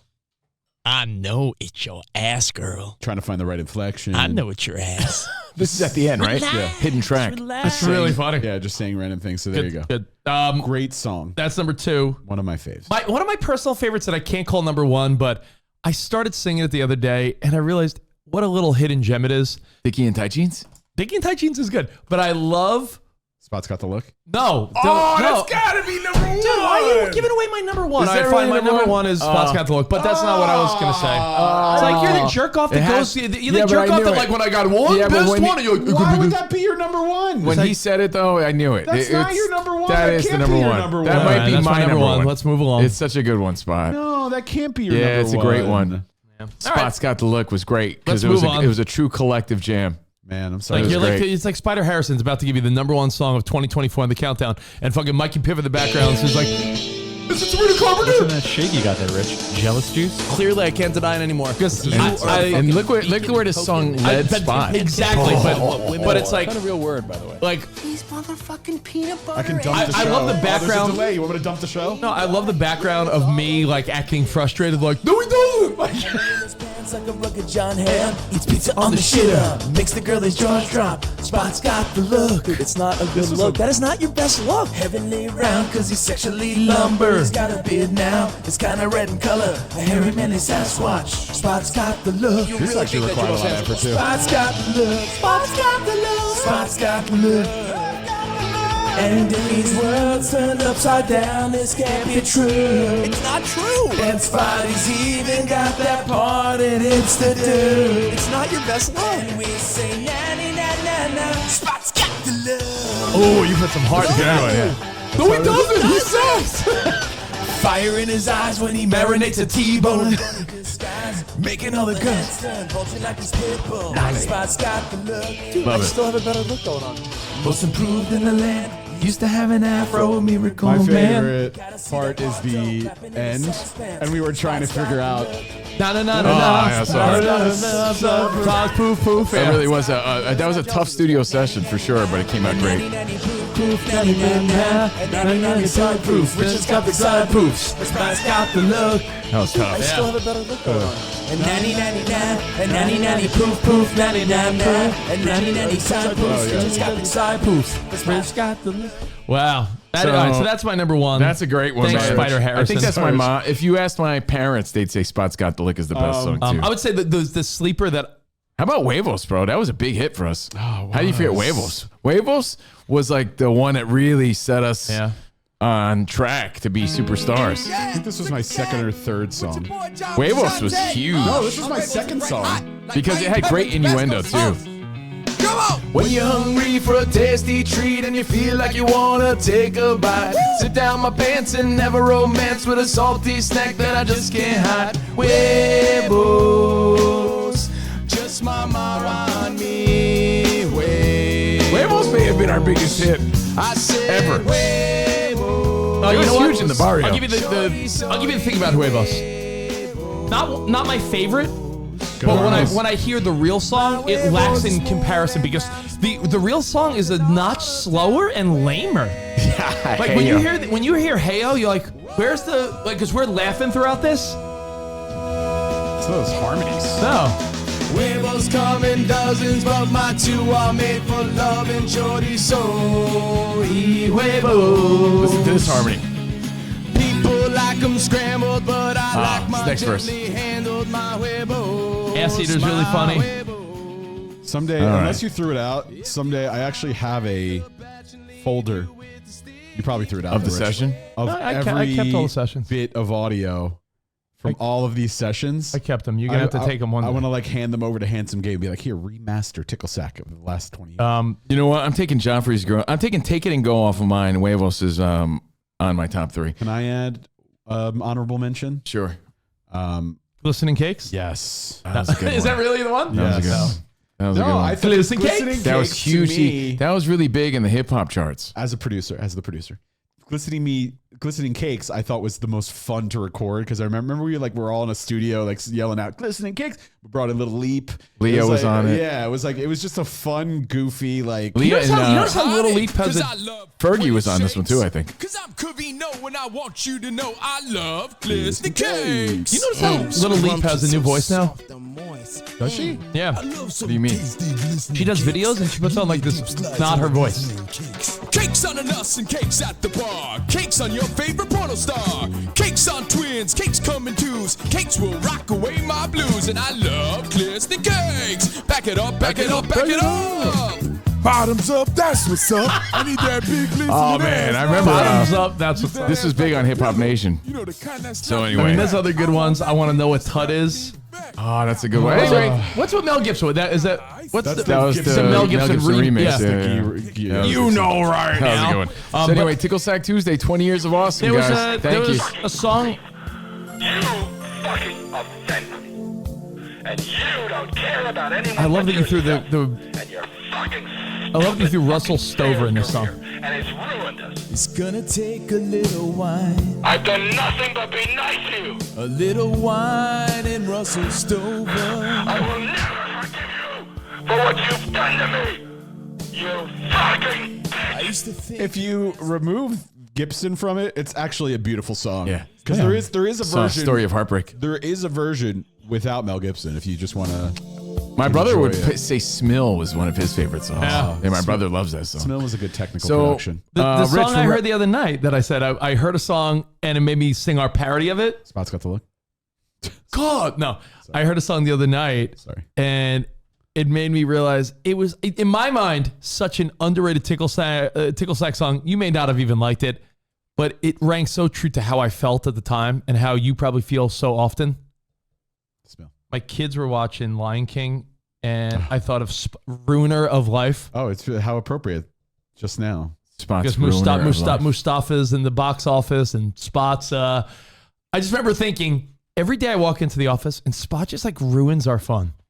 The Ruiner of Life. And you guys make fun of how I said rune. Ruiner. So Spot was the ruiner of life. The Ruiner of Life. And I just thought it was silly and fun. And the other night when I heard Circle of Life, I thought of this. Got a fro and a busted toe. Got a chode and a busted toe, right? Got a chode and a busted toe. Got a chode and a busted toe. That's pretty good. got a big busted toe.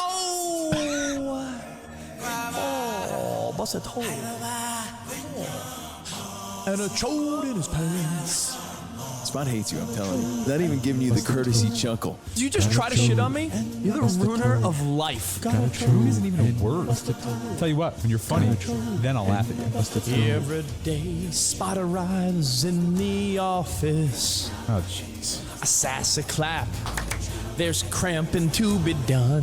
You know what gives you cramps? Your period in your vagina. But it's clear to me when I dominate the scene, Spot is there to shit on all my fun. He just farted on your story. There's far too much sass happening here. Saw it.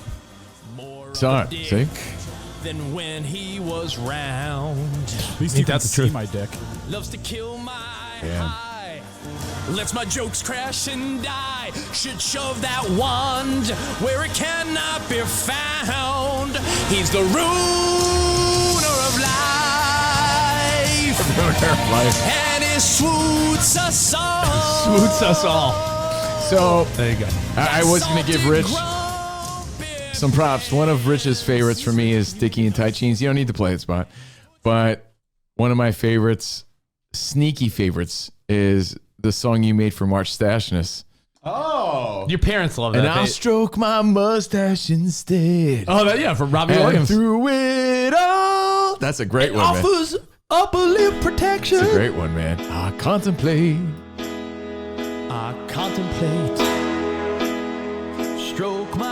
saw the love put into this. I remember recording this. Grows across my face. Do they know? In studios, we recorded it in Studio 6. And do they know how long this took to grow? It's a really good one. Beautiful. It makes me Rich So- made me hold up pictures of mustaches for him. Yeah, just I so he remember. could get inspired. I remember you had pictures of mustaches all throughout the studio. Rich was like this. It was candlelit, by the way, when Rich sang this. that my mustache. And if you want to hear albums 1 through the perfect V through 5, they're all at CovinoandRich.com. Code word Dude Bro. What John Bastow used to call us. Dude Bro. Check it out. CovinoandRich.com. Dude Bro. The crescendo. I feel it. Instead. Here it comes. And through it all, it's upper lip protection.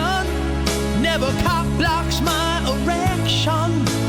Nurses want my dong. Nurses want my dong. Hey, What a Spot, great lyric. I always have these visuals of us in the studio and Rich, is doing his thing and candlelit. And what was the song where Rich hit such a high note that he actually levitated for One a Shining second? Man-ass. Oh, it was One Oh, Shining One Shining Man-ass. Man-ass? Rich- Oh, One Rich- Shining Man-ass. One Shining Man-ass. Rich hit such a high note that I saw him get airtime, and it was the most magical moment these eyes have ever seen. I remember one time in the Ticklesack studio. He levitated What's- in the studio. I'll never know the song.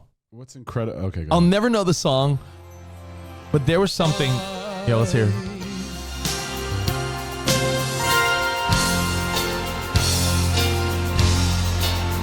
With one shining I was like floating. Rich got airtime when he hit that note, and a tear came streaming down my face. These are behind the scenes And stories, man. I'll say it just one more time because I love the story. Yeah. The beauty of that song is nowhere online in anywhere is the instrumental or the karaoke version for One Shining Moment available. Yeah. I actually reached out to the composer, and he's like, I don't usually release this, whatever, but I have like an alternate version that's not the one that's used officially, but it sounds the same. Feel free to use it. Just don't do anything bad with it. We did And One I'm Shining like, Man-ass. we're just doing a parody version. about man-ass. All right, so there anyways, was a moment in the studio. Okay. There was a moment in the studio, and I'll never remember what it was. Maybe you do because you have this photographic memory, apparently, where there was a cadence that I just couldn't get right. And it was, I feel like we were in the studio for like a half hour because it was one of our trickier Ticklesack songs, and it's like, ba ba ba ba ba ba ba ba. Where there's something where like we were just Probably swooted out. Swooted out, maybe, because there was something where our harmonies had to match, but we had to be on the same like ba ba ba ba ba ba ba ba ba. Like there was, I don't remember. and it was so like many. an hour in the If studio. you're new to the show or newer, we literally have hundreds of stupid songs. Wiener games. Someone hit us up with Wiener games. Well, anyway, again, they're all at CovinoandRich.com.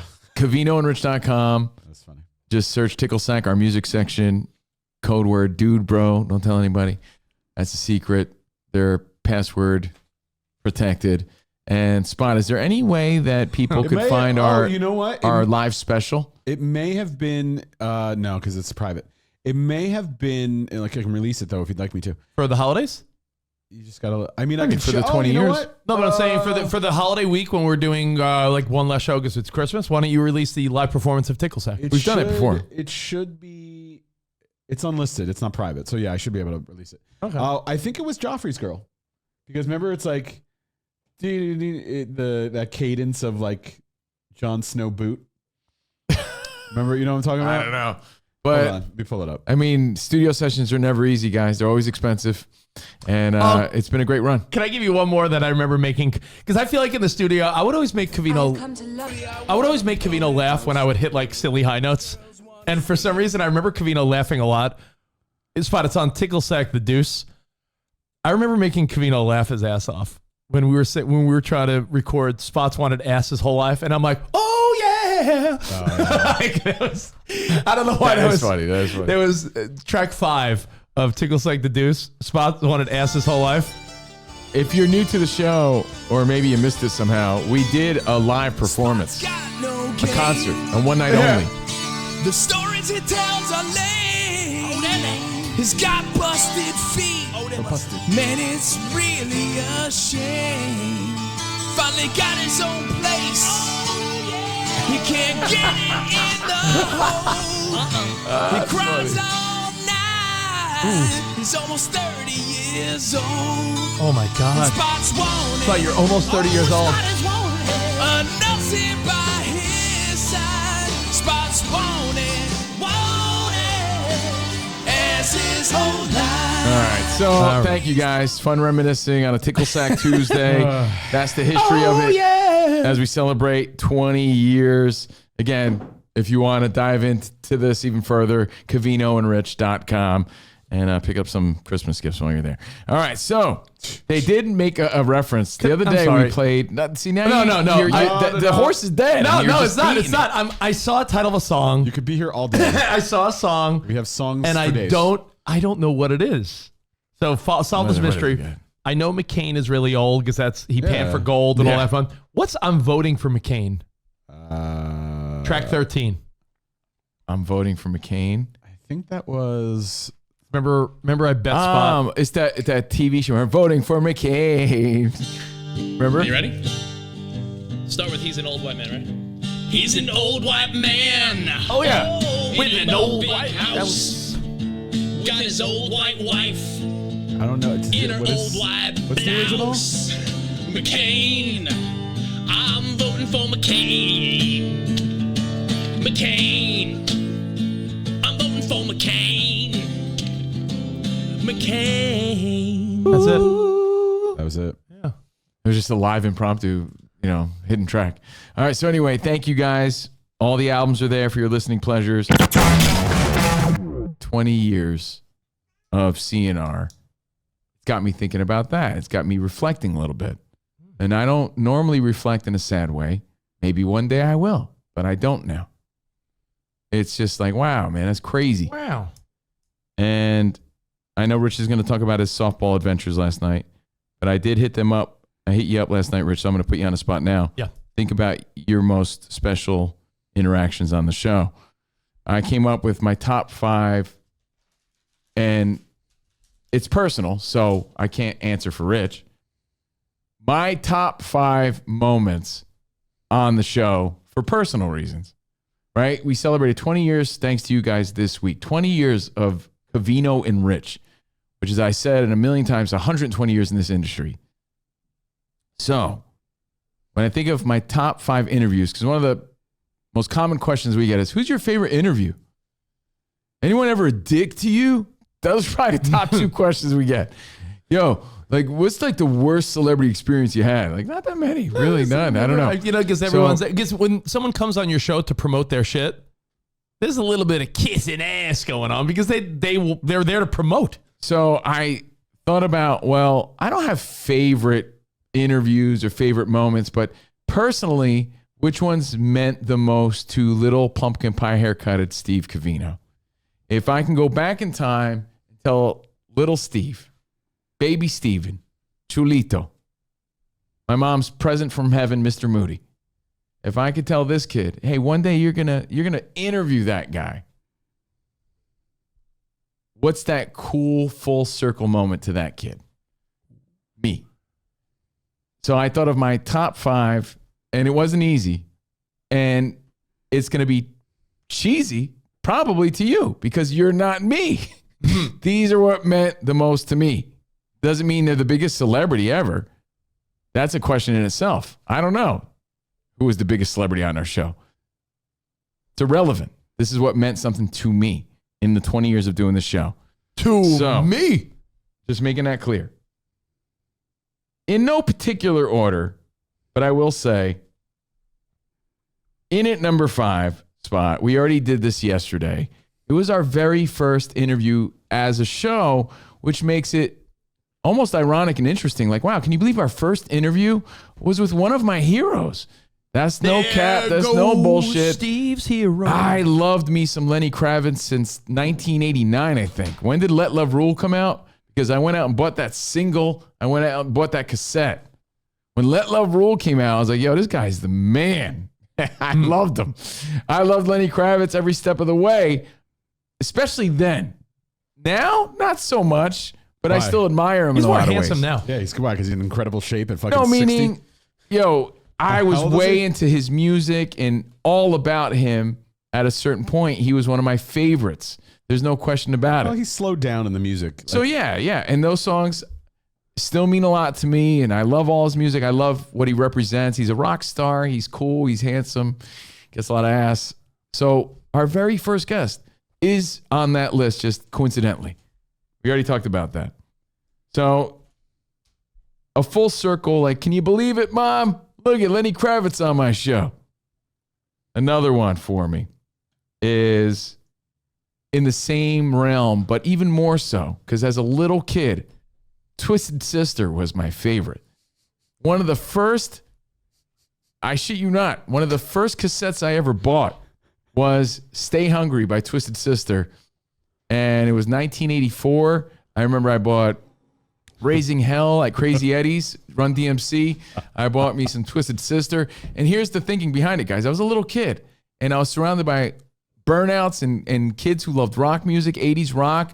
And everybody loved Van Halen. Everybody loved Raymond. Bands like that.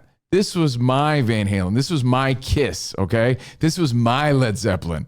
I loved Twisted Sister. I really did. I loved their videos. I was an 80s kid. I thought Dee Snider was the fucking coolest drag queen I'd ever seen, and I wanted to rock. So when we had Dee Snider on the show, to rock. For me, even though Rich ruined the picture with his rock horns. Did I ruin the picture or make it the best picture? This is the only reason I thought you brought this Dee Snider up, just because of Rich. I mean, you could clearly crop me out and make it seem like you guys are just badasses. But why would you want to do something like that? So does it mean anything to you guys? Probably not. All you remember is that picture because of Rich. What's with the soul patch? It wasn't. It was like just a bad goatee kind of. Yeah, but like you purposely did that, so were you like, let me go with the soul patch? It wasn't a soul patch. It's just more. It's just darker in the middle. This is how I crop the photo. Yeah. See, like Rich takes away from my moment, but in reality, being able to chop it up with one of my childhood heroes, you realize I had a Twisted Sister, poster in my room my whole life. So Dee Snider, and I have to play it cool, right? I'm not gonna be like, listen, D, you don't get it, man. I loved you, dude. I'm just playing it cool. But if I were to tell that kid, hey, one day you're going to be pounding around with that, it meant a lot to me, right? So Dee Snider, I thought that was awesome. I forget what year that was, but that was our dentist studio. Yeah, this was... It had to be like 2015 to 2018. 2016. And he knew, just by my references, that, hey, this kid grew up listening to me because I was way into it. Under the Blade, that was my shit. Stay away from Captain Howdy. And guess what, D? I stayed hungry. I'm a chubby vato till this day. Shows. Now,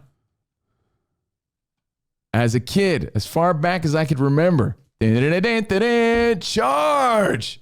Reggie, Willie Randolph, Don Mattingly. These dudes were my heroes. When we had Bernie Williams on the show, for me personally, yo, come on, Bernie B. Williams? Burnaby. You guys don't even remember we had Bernie Williams on the show, but for me, I'm saying the collective you. I just remember when you met Bernie Williams, you had the best hair. Who cares? Bernie, the fact that you met one of your heroes and the picture lives in Mohawk form. Do I look stupid? Yes, but did it happen? Yes. Who cares? Okay, side poofs. I mean, those side poofs are better than the Mohawk. So Bernie Williams, and hold on, aside from Derek Jeter, Bernie Williams is like my heart, man. That dude played guitar, he played baseball, and he did everything that I loved on the highest of levels. And he's like the sweetest guy. I love Bernie Williams. He's one of my heroes, one of my favorites. I feel like he's one of the most underrated guys ever. So again, that's number 3 on my personal favorites of all time. Personal. Does it matter to you? Probably not. But to me, it meant a lot. Hey, Uncle Joe, look who I had on my show. No fucking way. No way, baby Steve. No way. No way, Bernie babe. Williams. No, babe. And of course, we had Daryl and Tino Martinez and all these other guys. But Bernie Williams. We've met lots of sports legends. But Bernie Williams for me. This one, you're going to be like, really? I don't think you guys understand. Let me tell you a little something about little Steve Covino. Not only did I rock out to Twisted Sister, when I saw New Edition for the first time, they were my Jackson 5. Lonnie knows what I'm talking about. EJ Reed knows what I'm talking about. Ray knows what I'm talking about. New Edition on my show. I love New Edition and a Candy Girl. I don't think you guys understand how much I loved Belle Biv DeVoe. Forget about it. That's my first ever CD. But I remember calling my mom into the living room because Cool It Now was being played. I'm like, these kids are awesome. Now. Ooh, watch out. Mom, this is called Mr. Telephone Man. I know you think the Jackson 5 were the shiz bam snappy, but to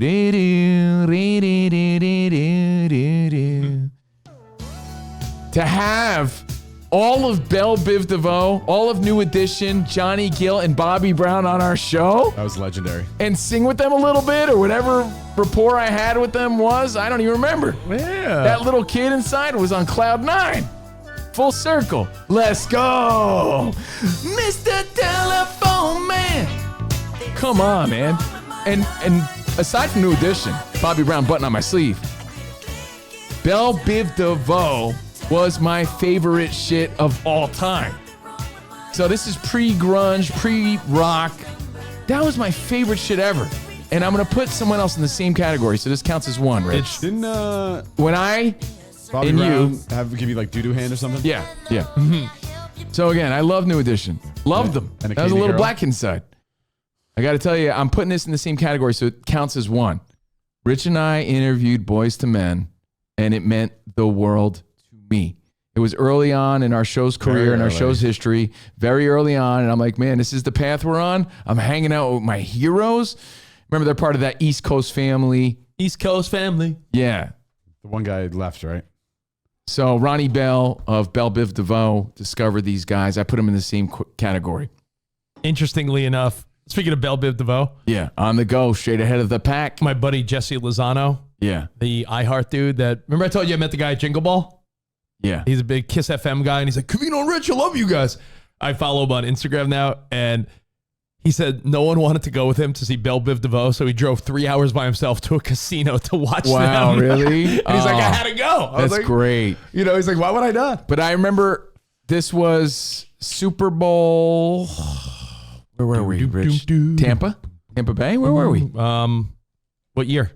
I know the years and cities. I don't know where we Spot. met them. Do you know Give what me. Super Oh, you know Bowl what that spot? was? Give me a glimpse of the picture again. I'll tell you. See, That's I'm where like we Covino. I'm like were with Covino with Kristen Super Bowl. Bell. I'm with that was Detroit Rock City. No. Mm-mm.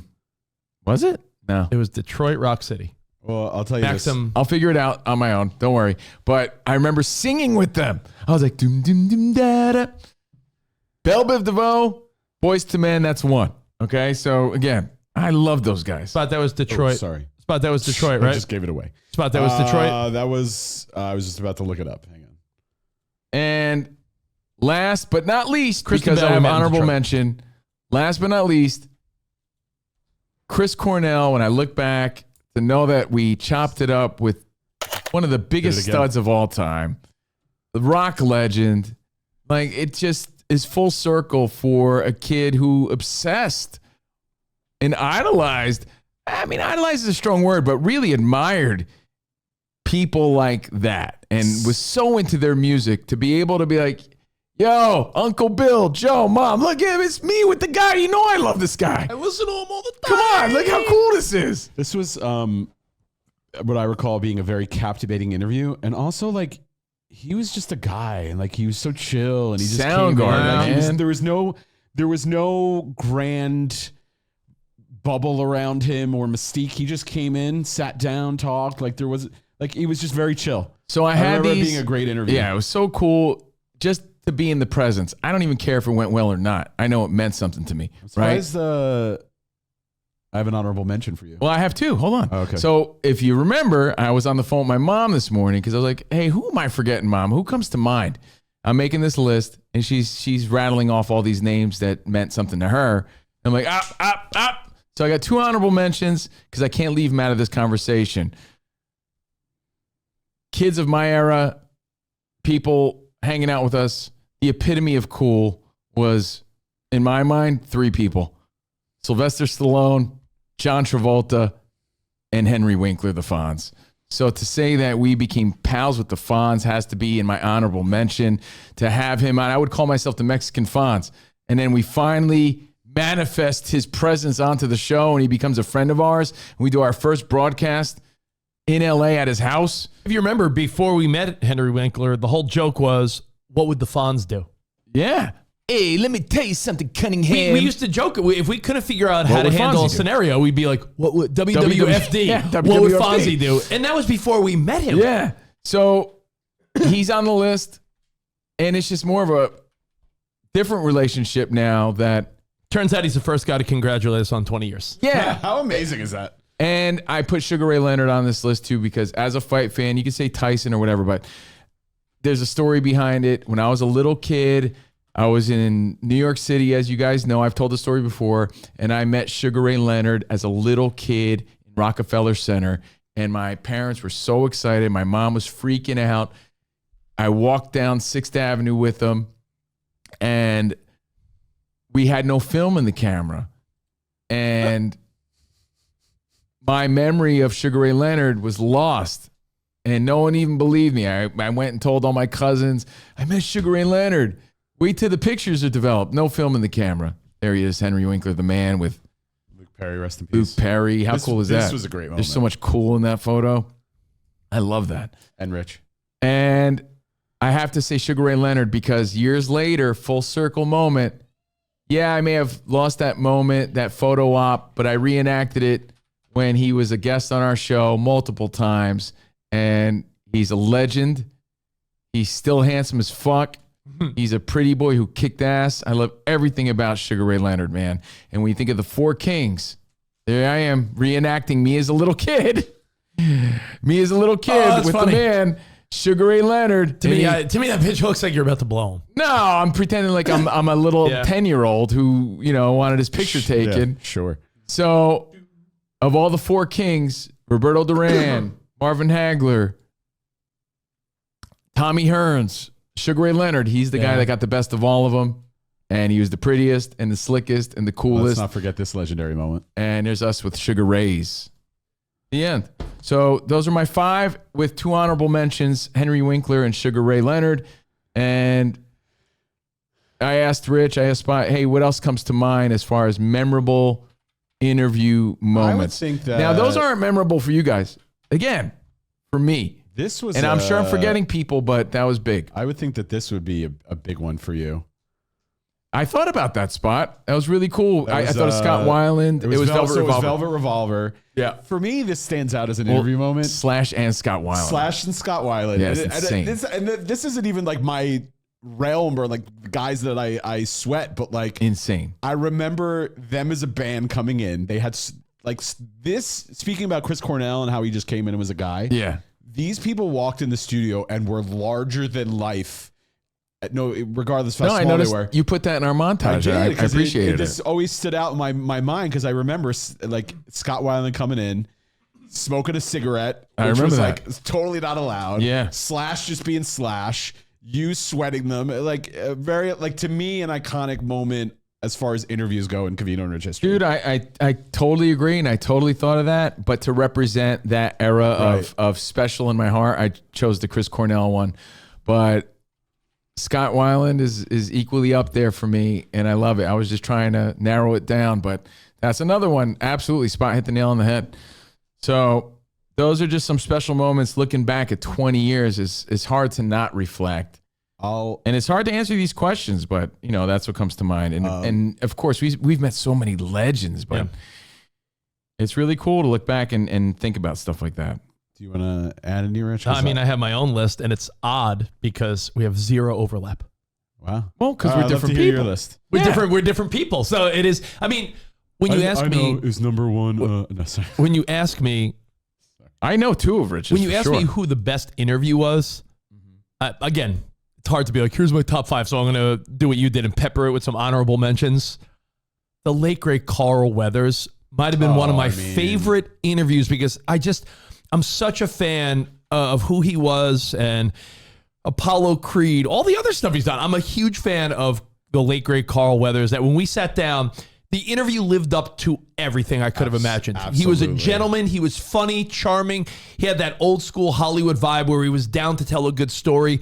To me, Carl Weathers might have been one of my favorite interviews. Like just isolated in the studio, a half hour of great conversation. And the whole time I was like giddy. Like we're fucking talking to Apollo Creed and this is going great. Like while it was going on, I was thinking like, I was intrigued. So I was like, people are loving this. That was cool as hell, man. I'm with you on that. Now, there's moments and then there's interviews. Now, there's little moments that meant a lot to me. At ESPN. Can we count that or no? I mean, there's 20 years together. Yeah, sure. At ESPN, we had David Beckham on the show. Huge. And my sister and her husband Hakeem are huge into soccer because he's from Morocco. He's watching soccer every day. They just bought an 86-inch TV for their living room, and my sister sent me a picture. They're already watching soccer, like day and night, European League, this league. So when David Beckham was on the show, and I got him to do a video message for my sister so she could show her husband, and David Beckham was like, "Hey, Lori, it's David Beckham. Just saying hi. Tell Hakeem." Like, it made me feel like, wow. And how about the fact that you learned to appreciate him more after the fact? Right? After watching that documentary? And it all made sense too, because here we have one of the biggest stars in the world on our show. And he was such a nice guy. Like my vibe of him was, what a nice guy. And then you love him more after watching documentaries, because Rich and I aren't big football, soccer fans. Football. And he was incredible, arguably the biggest person we've ever interviewed. So David Beckham, honorable mention just for being so kind and like, wow, like the fact that I was able to get my sister a video message from maybe one of the top 3 most famous soccer players of all time, right? Absolutely. Does it count that I was at a cock block battle with Mike McMahon, the backup quarterback? Is that a celebrity interaction at the Super Bowl where we were trying to bang the same girl? No. That was in our documentary, wasn't it? So let me cross that off. Mike McMahon, no. Staring at Arnold's eyebrows, I see people bring it up. That was a cool moment, but it doesn't make my list. Okay. Really? It was cool, but, you know, I feel like we're at an event we shouldn't have been at, but we got to interview Arnold, so it was cool. So far you got Carl Weathers. Carl Weathers is the only thing I'm officially putting down. That was the Oh, only you reason. didn't put David Beckham down? David, yeah, okay. Oh, no, don't put it down. So many. But are we talking about just the show? Because I moments. feel like I got moments, right? Now, being that's the holiday season, I'm going to find this immediately after the show and post it. Okay. Covino and I and our developed relationship, where this is a guy that knows us if he saw us. He's a fucking great guy, controversial at times, but there's a video of Covino and I singing a Christmas song with Tyson Fury. He fights this weekend. We were in the hallways of ESPN, and he's are any of these moments on this show? Not only that is our show. We've been together 20 years. But that was cool as hell. I mean, oh Tyson, my God, that's a really cool. I got that video. So you have that video. Yeah. We're singing a Christmas carol with Tyson Fury. How do we not post that before his fight the week before Christmas? Yeah. So Tyson Fury.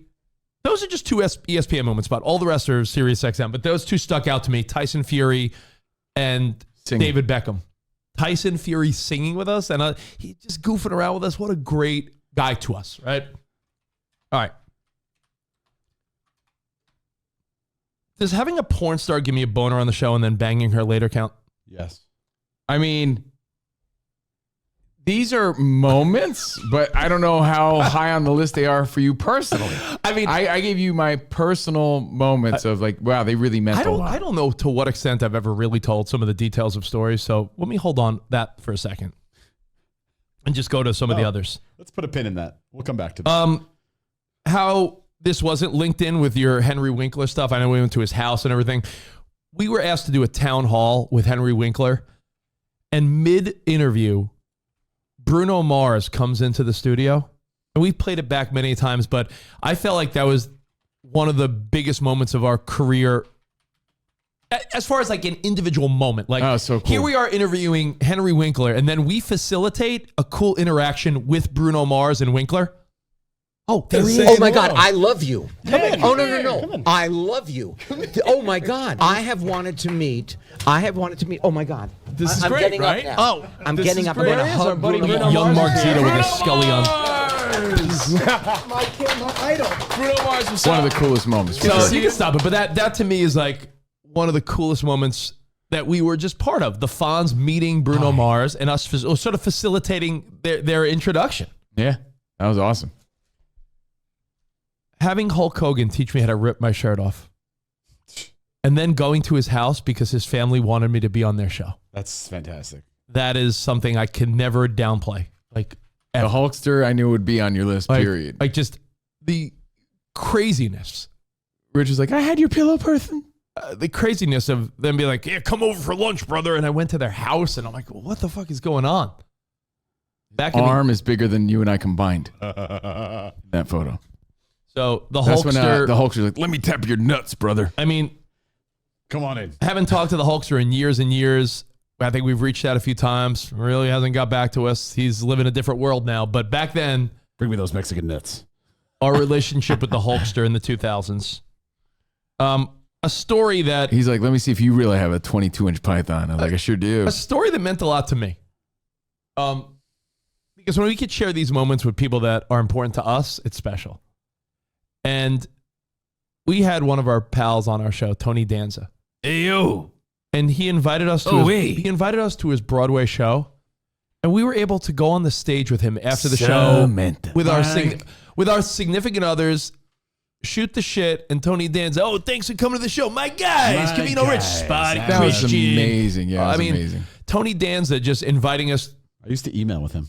Just inviting us to his Broadway show, but then after the show, hanging around and going these on. are my friends. Going on stage. Hey, guys, let them over here. Those are my friends, Covino Rich and Christian. We have photos of us with Tony Danza, though. Through every stage of his life. No. We have pictures of, it's Layla and I and you and Sarah and Spotty, and I believe Kristen was there, right, Spot?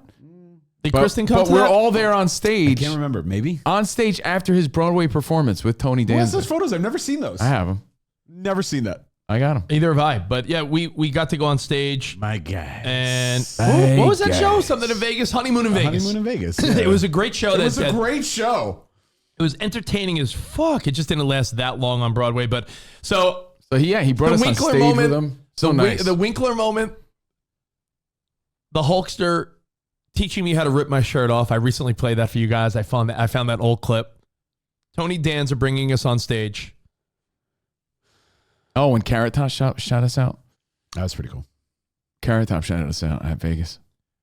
Now, a cool moment for me just because it made me feel cool. We had Mark Paul Gosselaar on the show. Gosselaar. And for years we've joked about how you and I are the real life Slater and Mario Lopez and Zach Morris and all that. They're the Hollywood glamorized version of us. So when I first started dating Sarah, this meant a lot to me because I was like, oh, how cool. I first started dating Sarah. So I'm still in the trying to make myself look cool in front of the new girl I'm dating. I'm with Sarah walking through Midtown Manhattan. I'm waiting at a crosswalk.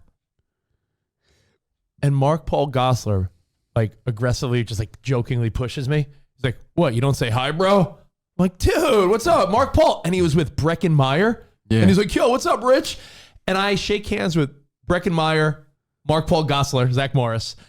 And yeah, they were on the show the week before, right?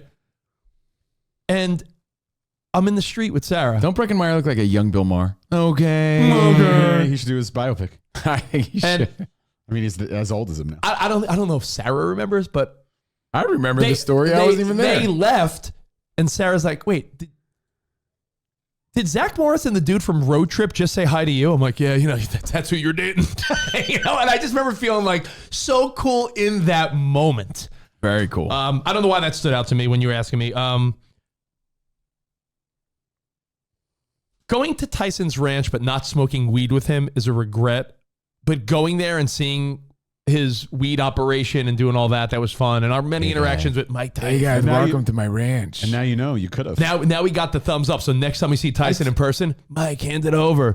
I think it was less about asking him to smoke. I think it was more about because you were there with ESPN. You didn't want them to have them see you be like, oh, True. Smoked on the job. I asked him, should we have just jumped in the circle? Yeah, you gotta come take a hit. Yeah. Wow. Gotta Next expand time. your mind. Think about death. Vince Vic in Toronto says, was the Tyson interview in person? That would be absolutely on the top of my list. Which one? All of them were in person. Except the last one. Except the one we just had. Yeah, but we've had Mike Tyson on our show in person a bunch of times. Yeah, Tyson Fury also was in person. Yeah, I'm not sure what he's talking about. Not all of them. The last one was on Zoom. Last one was Zoom. Yeah, so almost all of them. And the last one would have to be maybe the most sincere guy we've met through our show. You meant Neil deGrasse Tyson, right? We brought up Neil deGrasse Tyson. The smart guy. Hey. So the last... Word up, it's the code word. The last cool memory and moment has to be our relationship with Guy Fieri. It's more your relationship with Guy Fieri. I mean... It's his list. Yeah, I mean, Covino talked about all the rock stars that he idolized that became friends with. So this is a list of our favorite moments. Guy Fieri been on our show many times. Him and I went to the Super Bowl together. I was on Guy's Big Bite cooking on one of his shows. We went to his house. We've been to his house. We've been to Yeah. his house many times. I've been to his house extra times. I watched the Manny Pacquiao Marquez fight with him. So that moment when Pacquiao gets knocked out, that's when I was next to Guy, and I'm like, dude, like we had that moment. So cool. And he was always so great, and still is so great. He texted me on my birthday, like, hey man, hope you're well. He's one of the best dudes. So I would say Guy Fieri, and our relationship with him is tops for me. In fact, I went to San Francisco. I went to the Bay Area, even up to Santa Rosa a little bit with all my high school friends, right? And Guy Fieri goes, hey, brother, if you want to go to one of my restaurants, I got all my restaurants in Santa Rosa, let me know. And I didn't want to bother him, but he insisted. And I'm talking about all my high school pals. Guy Fieri insisted. Not only did they roll out the red carpet when we went to the restaurant, he swang by for a quick, how do you do cameo? The whole bill was comped, insisted on everything, brought out, like, for my high school friends to experience that, that was super cool. Trash can nachos. Trash can nachos, yeah. So I would say Guy Fieri is on the list. And honorable mention to some of the porn stars we've had on. Nice. Hey, and to wrap it up, celebrating 20 years of Covino and Rich this week. Spot, I sent you a link of just an old post. It was just an old post. Oh. Because I think about a lot of the people that we've interviewed along the way, and you've seen their come up. It's kind of cool to look back at all the comedians we would welcome on the show. Yeah. I was very proud of our relationship with Gotham Comedy Club. Like, just look at this montage here. I mean, everyone from Go back to the top. Bert Kreischer.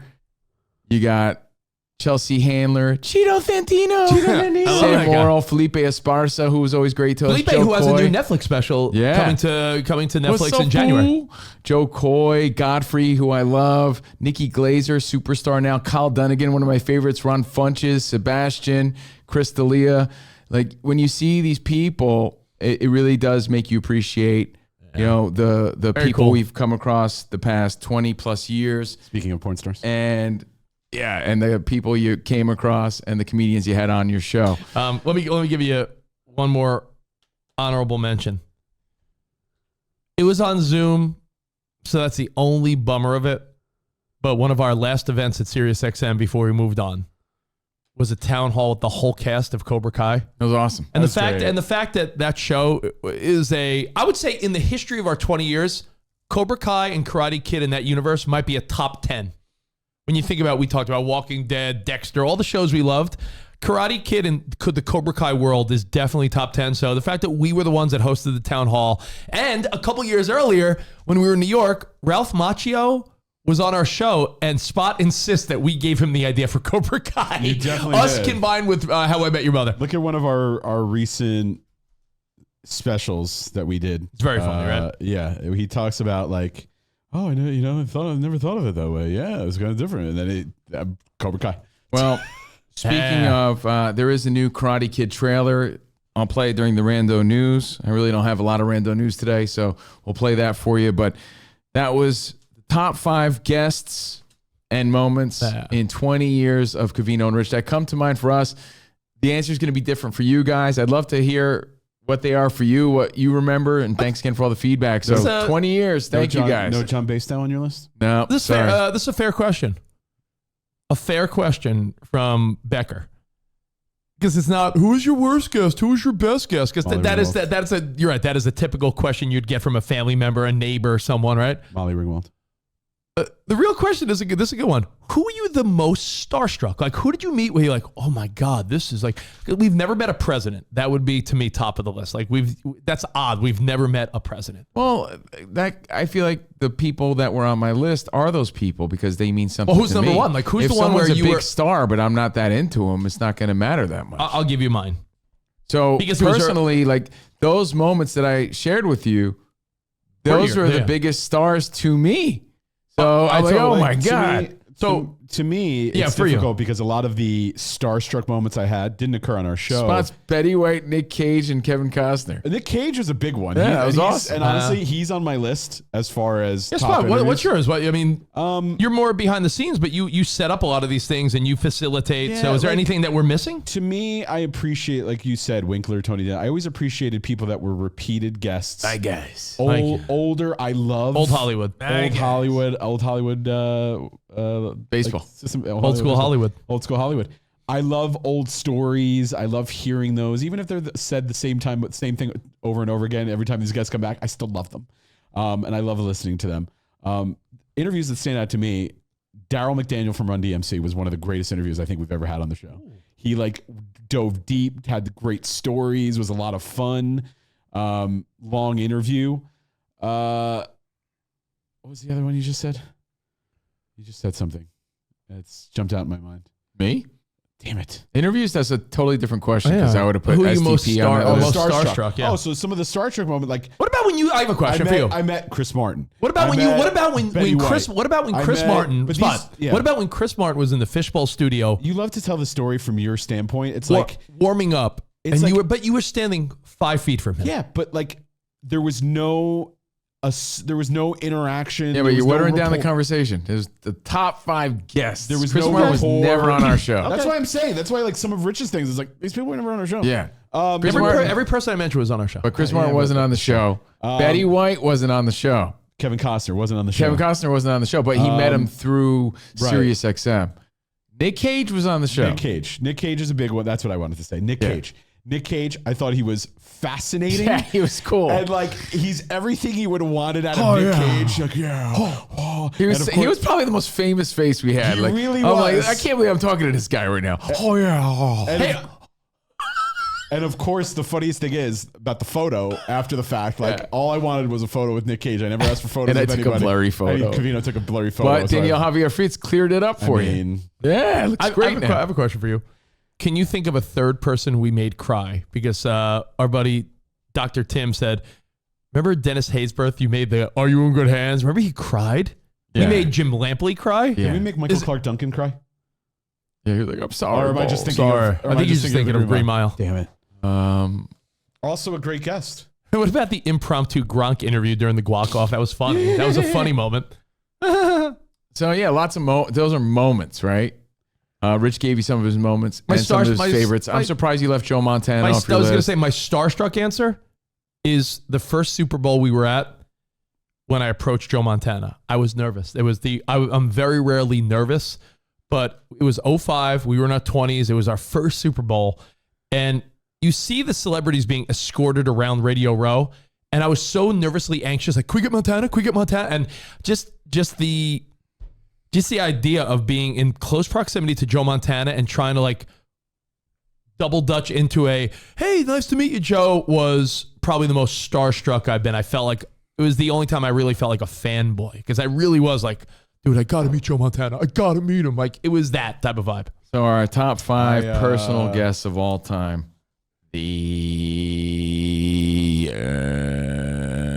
I also always loved Jason Isaacs when he was on the show, strictly because of Harry Potter, and he told some great stories. All good ones, man. How about David Boreanaz? Because your mom loved him so much. I know we never had him on the show. I was there. Yes, we did. Well, I was there.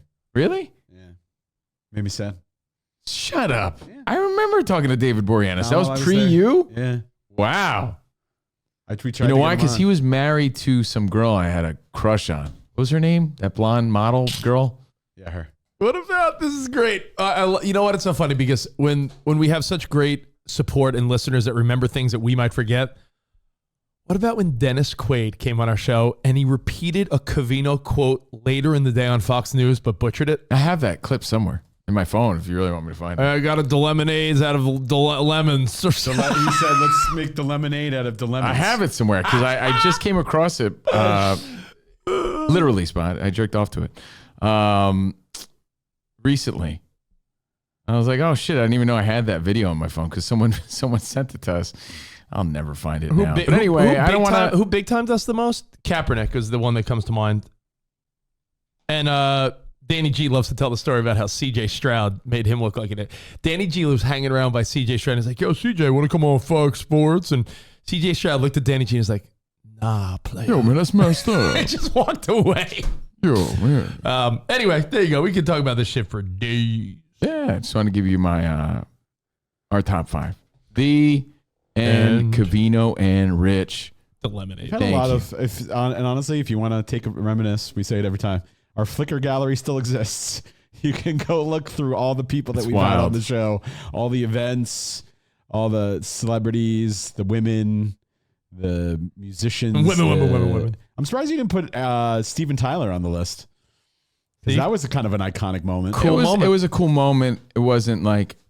You sat down with him for a few minutes. Oh, it was like awesome. He just walked in and left. Oh, what about when you met Kenan Thompson? Tadoop! Now, Aerosmith was my first ever like real concert that I went to, but like I can't say I'm a diehard Aerosmith guy where it was like the greatest, most meaningful thing. He's just a legendary dude, but it didn't mean like the most to me. It was definitely one of the most cool moments that we've had on the show for sure. And hey, Spot, I did find that clip of Dennis Quaid on Fox News, I believe. And he had just got off of our show. So great. Dennis Quaid was on our show. It's great. And I said something about turning dilemmas into lemonade. And he's like, that's really good. I'm going to use that. And I said, well, if you use that, credit me. So wait, give everyone the real quote again. We were talking to Dennis Quaid, the actor. Yeah. And I said something along the lines of turning dilemmas into lemonade. Dilemmas into lemonade instead of lemons into lemonade. And he said on our show... I like that. And he even said, like, after the show, like, what was that again? I'm going to use it. I like it. Yeah, dilemmas into, hey, but Dennis, you use my quote, man. You better give me credit. Good thing he didn't. All right, man. Thanks for having me. But it's very clear that it makes such great sense. This was minutes later. Instead of lemons, lemonade, it's dilemmas, the lemonade. Here's what he said. For it, but those plans had to go to the side after the quarantine and everything, but we are here making lemons out of lemonade, so to speak, and for it. But she's like, what? Those plans had to go to the side after the quarantine and everything. Making the lemons. We are making the lemons out of lemonade. Oh, like, hey, thank God he didn't quote me on that. That is just dilemmas into the lemonade. Imagine he sees you again one day. He's like, "You're the asshole." Yeah, everyone made fun of me after that. I may be able to find the original moment. So that was the payoff. Like, oh, he used it, but he fucked it up. As we celebrate 20 years of Covino and Rich today, throwing it back on a Thursday, we reminisce through the history of CNR, the songs that remind you of this show. I'm not talking parodies. We're talking songs that remind you of this show. Now, there's going to be songs that you think of, and then there's songs that we think of. And songs that we think of that you might not even have ever associated with this show. Yeah. But we do. I mean, there's really no wrong answer. There really is no wrong answer. However, you can't tell someone, that doesn't remind you of that. If it reminds you of something, it reminds you of something. But there's got to be a reason, though, right? But you do have to separate. You have to. The songs that remind you of the show from the parodies that remind you of the show, because a lot of songs ended up becoming a parody form that kind of like don't fit into this conversation. Right. Like Feliz Navidad, I get it. Reminds you of obviously, the show. But it's a parody. Yeah, that doesn't remind you of our show, Feliz Navidad. Right. So let me start it off by saying one that I know you're not going to think of, but when I hear it, it does make me think of the show's history. Okay? And then, of course, we're going to dive in. Created a playlist, everybody, with the help of Rich for a few minutes on the treadmill and Spot. Put them together for your listening pleasures. I'll share it with you. Spot, if I could share it, I would love to. Come on. But we made a playlist. I called it CNR's Hit List. Covino and Rich's Hit List celebrating 20 years of awesome. We need a better These name. are the songs that remind us of the show. Now, it's just a kick-ass song because I still play it almost every night. But it was the show we opened up our first show with. It was the song we opened up our first show with. That is Guerrilla Radio by Rage Against the Machine. A lot of people wouldn't know that, wouldn't recognize it, but that was all strategery. That was all strategic. But the very first time we were cracking the mic as a show, we were like, it's Covino and Rich on Maxim Radio 145. And dial it up. Ooh, heart's pounding out of my chest. And I just want to hit the boom. But this was the first song we came out of. So I'm always going to remember that. We doing this, bro? Yeah, we're doing this, bro. Look at this studio, bro. Yeah. Now, I'm not going to say that everyone should know that and have that association. I'm just letting you in on something, all right? Then another song that you might not think of, and then we'll dive in. I'm getting these out of the way. We needed an actual intro song. And for years, it was Weapon of Choice by Fatboy Slim. So that definitely reminds me of the show. Because if you think back of Maxim Radio early days, when you hear the... Yes. Hey, welcome to Covino and Rich. Maxim Radio. Maxim Radio. Hey, what's up, Rich? Hey, what's up, Covino? How long did we use this before Wolfmother? I would say a good year and a half, 2 years, maybe. Until Dimension. Until what? No, until I arrived. Oh, really? Because there was no show intro. I think we used Wolfmother, though. But you used that as a song. Right. But there was no show intro. No. We didn't have an intro until Spot came, but we were using. Then we started using Wolfmother. Until. I made the By first the way, he intro. just pointed at himself in the most arrogant way. Yeah. Because you probably had like Maxim Radio, Sirius 108, 108. No, but I'm saying I knew there was a point where that was our intro. By the way, but I would imagine it couldn't have been more than a year because Wolfmother hit and then Spot made like a legit show open into Wolfmother. Well, I'll tell you what, we had Wolfmother on our show, and I know we had been using that song for a while, and that was way early on in our show. Did they give it their approval? Yeah, he was like, yeah, way to go, mate. So great. Wolfmother Dimension. Wolfmother is definitely a signature song for our show and part of the show's history. We rolled with it. Now, here's the weird part about it, too. Our show, by the way, our show lasted longer than fucking Wolfmother did. Yeah, but Dane Cook's Torgasm also used that song, if you guys remember. Just coincidentally. Well, also keep in mind, Wolfmother Dimension didn't come out until 05. Yeah, so there we are. When we started our show, the song didn't exist. Right. That's Wolfmother? Yeah. This is like, disappointing. I know. Doesn't it, No, I mean, honestly, doesn't this ruin like the vibe of the song now? No. Man, you guys are losers. Why? Because he had cool afro hair? Yeah. So Wolfmother has to be the beacon, I think, of what we're getting at, okay?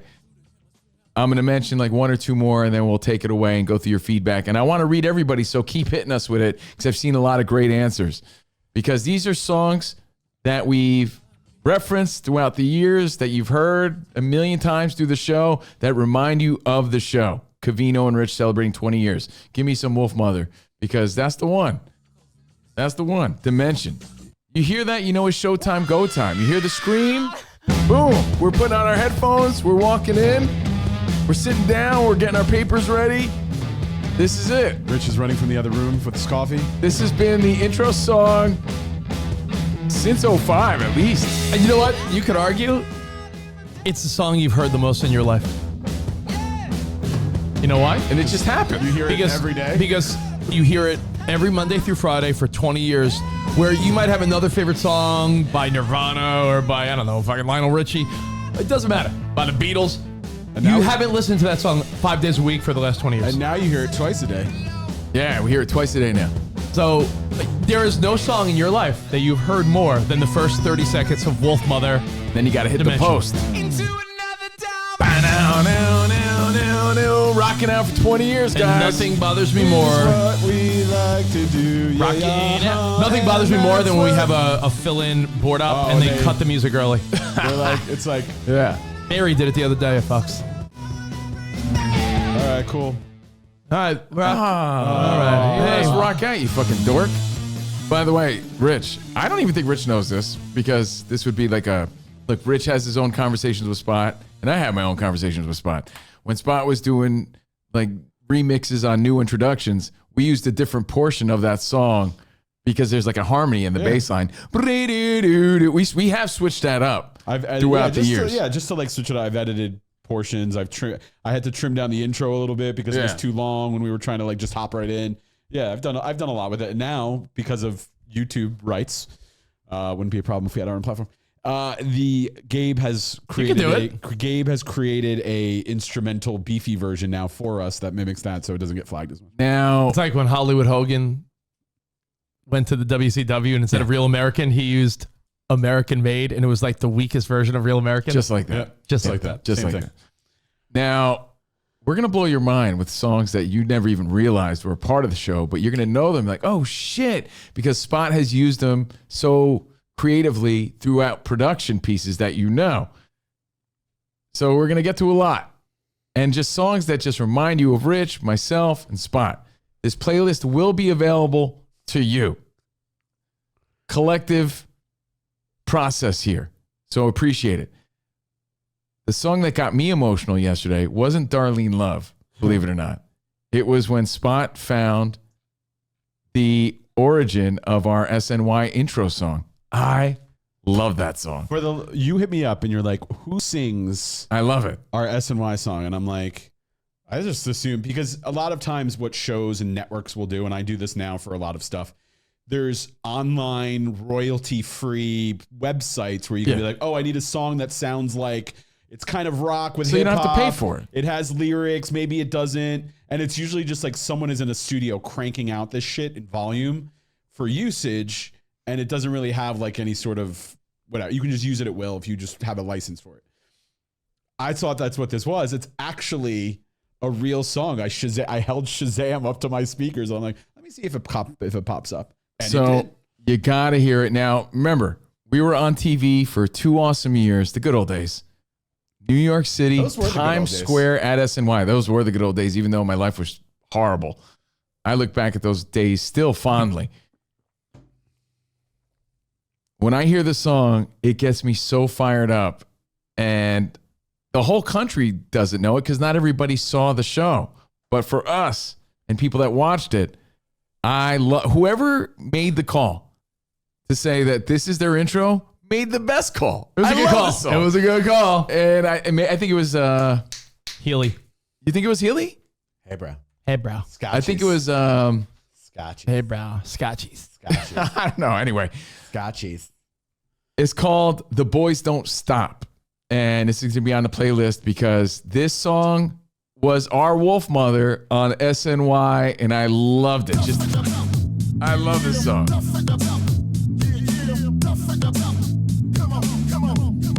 This isn't where the intro started. They used this song though. And it's a whole song. Oh, so cool. It's wild. It's like when you hear the How I Met Your Mother intro and it's a 4-minute song.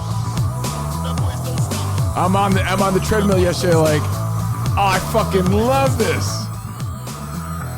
Here it is. Ready?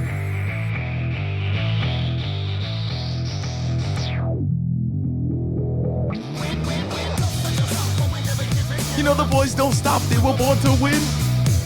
That shit is so dope. It's not the part though. It's not the part. No. That part's like right around here somewhere. My rhymes are devastating. You know the boys don't stop. They were born to win. My rhymes are devastating. But oh yeah, New York, let's go! Yo, my heart would be pounding because we were going live, Times Square. Give me one of our sponsors. Do your intro. Coors Light. Hey, welcome to Covino Rich, brought to you by Firehouse Subs. Firehouse Subs. I love subs. And Spot would go, I love subs. I used to yell. Well, and you know what? Can you play the intro spot? It's somewhere. Yeah. Because you'll see, it was usually sponsored by Coors Light, but Firehouse for sure. The whole second year was Firehouse subs. But I'm telling you, man, talk about bringing me back. That song brings me back hard because you know why? It's specific because it was just 2 years of awesome, but it ended so quickly. Like, So I hold that near and dear. Even though that was 2 years and only 2 years, those were a great professional 2 years. That show was awesome. That show was so special. And again, not everyone experienced it, but if you're ever bored, there's a lot of clips on YouTube of us on SNY, and you can see the fun we were having. We had a beautiful studio, beautiful set. We had a great cast of characters, and we worked with a lot of people that are famous today. It's funny as hell. Yeah, so the rest of the songs now are going to be songs that remind us of the show, and then we'll get into like production elements because I think they'll blow your mind. You'll hear some songs. Because some songs are on the playlist. You're like, why is that on the playlist? It's because there's a portion of that song that you absolutely know from our show. So these are songs that remind us of Covino and Rich in the past 20 plus years. I'm excited to share this with you guys. I think you'll like it. And I guess I'll kick it off and then I'll send it to you, Rich. Do you have an intro? You know, I have a show. Can I just play it? Yeah, just play any random show. That'll be on it, right? Yeah. So to see how that last song was used, you'd have to see our SNY intro, and it was a great intro.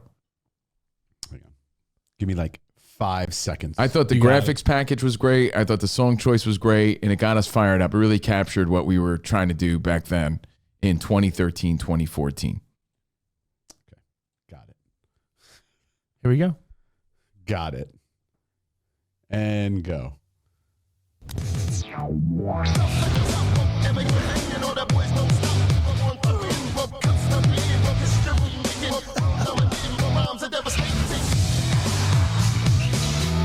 Hey, welcome to the show, Covino and Rich. Hey, Bill, is that Covino's lookalike behind him?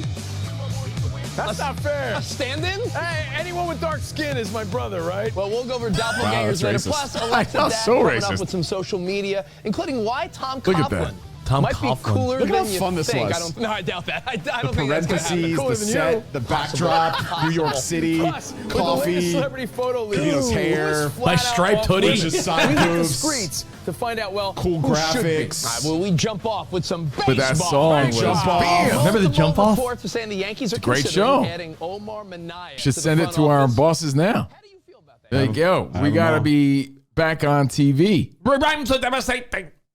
I can only stay fresh for another maybe 10 years tops. You got to make it happen.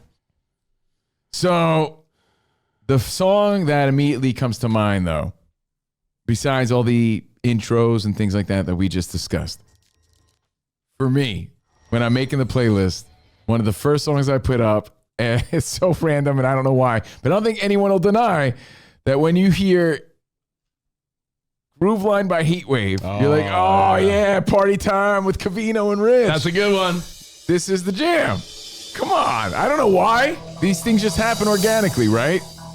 The Groove Line. This is the jam. Come on. If you were out and about and you heard this song, you're not thinking of this show? Who the fuck else is playing Groove Line? Come on. Grab your dick. Yeah, I said, that's what's up. All you dancing feet. Yeah. Come on. Leave your worries behind. We're riding on the groove line. This is the jam. I mean, come on, I Groove Line? love this jam, dude. I Come love on. it. How is Groove Line not on our playlist? And then, Rich, we'll go back and forth now. Can I keep the funky jams alive? Yes. Because if you're gonna say Groove Line, Groove Line's the best. And the premise was I used to rock out to that song in my old job. I would fold clothes. Oh, and always I like hear that song. Know what I picture? The origins. You talking about a black guy at a roller skating rink? No. Because I feel like one of the first times we played that song, you were like, Yeah, man, like you go to the Maybe roller I skating rink and probably brought it up. No, but yeah. you would say, and I hear that song and I picture a black dude at a roller skating rink. Play it again, real quick, Spot, because Covino would describe like he would say there was always some cool old school black guy that was roller skating like a pimp. He's got that 1 foot out.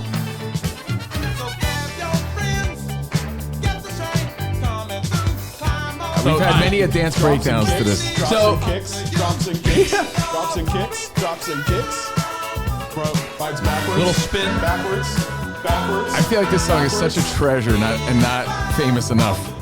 All right, well, if you're going to bring our groove line, let's keep the funky flow going. Props to Heatwave. When we were on afternoons for a handful of years, we kicked off the 5 o'clock hour, the end of the workday, with the 5 o'clock whistle and the double Dutch bus. Absolutely. With the whoop whoops. And we had our own little song lyrics too we made up. The whistles got woo. Oh, yeah. Give me a hoe if you got your funky bus fare. Ho! The whistles got woo. Coming Down the street. You gotta do it a little. Yeah.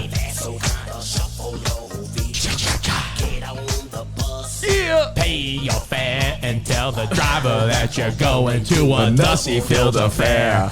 B544, look out, Nussies, here I come. Yeah, double Dutch bus. Come on. Look Frankie out, Smith. Look out, Nussies, here I come. This song definitely reminds me of Covino and Rich. Should we just start doing this at 10 o'clock every day? By the way, who did, let's see, trivia. Who did the whistle? Bob Rob. Bob Rob. Whistle go woo. The whistles go woo. This is when we were on in the afternoons, the evenings. Tell the Nussies that you're going to a Nussy-filled affair. But absolutely. B544. Watch out, Nussies, here I come. Reminds me of the good old days. You gotta have Frankie Smith. And I'll keep your vibe going, all right? We'll go song for song, okay? Okay. Until you just can't think of any, because I got a whole list of them. All right. Hey, Spot, I do have to pay tribute, though, because I'll never forget one of the first times I heard that song. I knew that song, but one of the first times we played it, Uncle Mac hit me up. Oh. Hey, baby Steve, I know how fucking songs work, bro.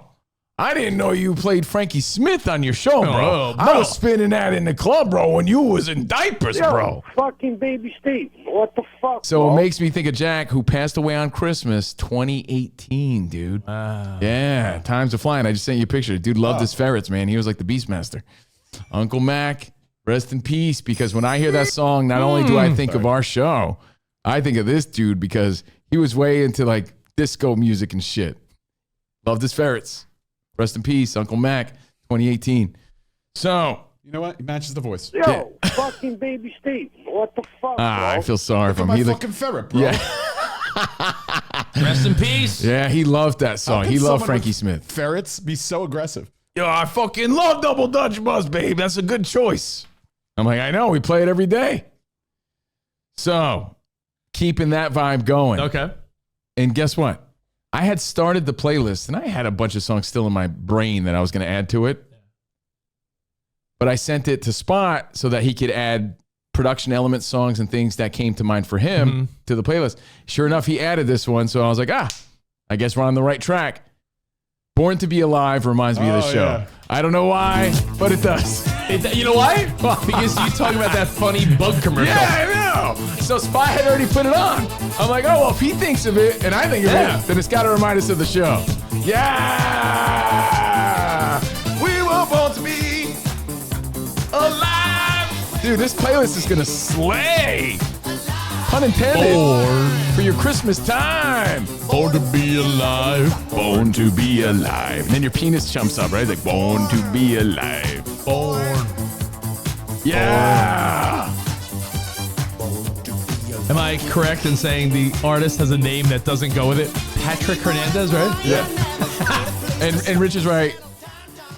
I love this song from that old Seagram's commercial. Yeah, where the bug has one day, the fly has 1 day to live. But I mean, we've played that song probably 100 times in 20 years. So it does remind me of this show. It really does. Now, it reminds me of the commercial, but it reminds me of this show. I told Covino there's gonna be certain songs that I can't be wrong, because if it's a genre that I'm not really that into, if I know the song, that means you loved it and we played it a lot. Well, remember, you gotta rewind, right? Yeah. We're celebrating 20 years of Covino and Rich. When we started in 2004, Maxim Radio was a concept. It was a hybrid channel because Maxim was music and lifestyle and sports and entertainment and everything else.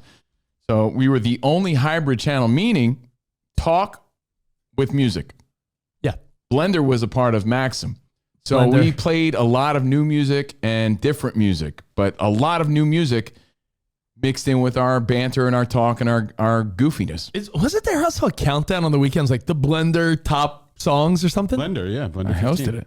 You hosted it? Hosted by Yeah. Steve Covino. Hosted by me. Hosted by some guy. Who? Yeah. Oh, Covino. The Blender, was it the Blender Top 15? The Blender, what was it called, Spot? Do you remember? The Blender 15, I think. Yeah, I hosted it. It was dope.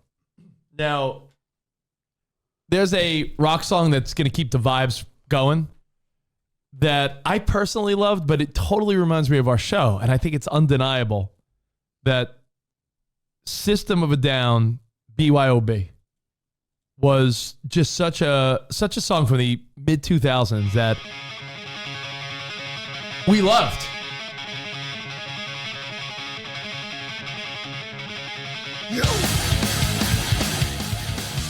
Because it goes from hard rock into melodic. So, again, this reminds Rich of the show. I play this song every night, so it just reminds me of Octane and Turbo. Now, see, like, this is a song. But Rich says he only knows it because we played it on Maxim Radio. Yeah. Oh, man, you guys are coming up with really great ones, but you're going too fast for me. Now, once he gets to this part. Because we were bringing debauchery. Yeah, see?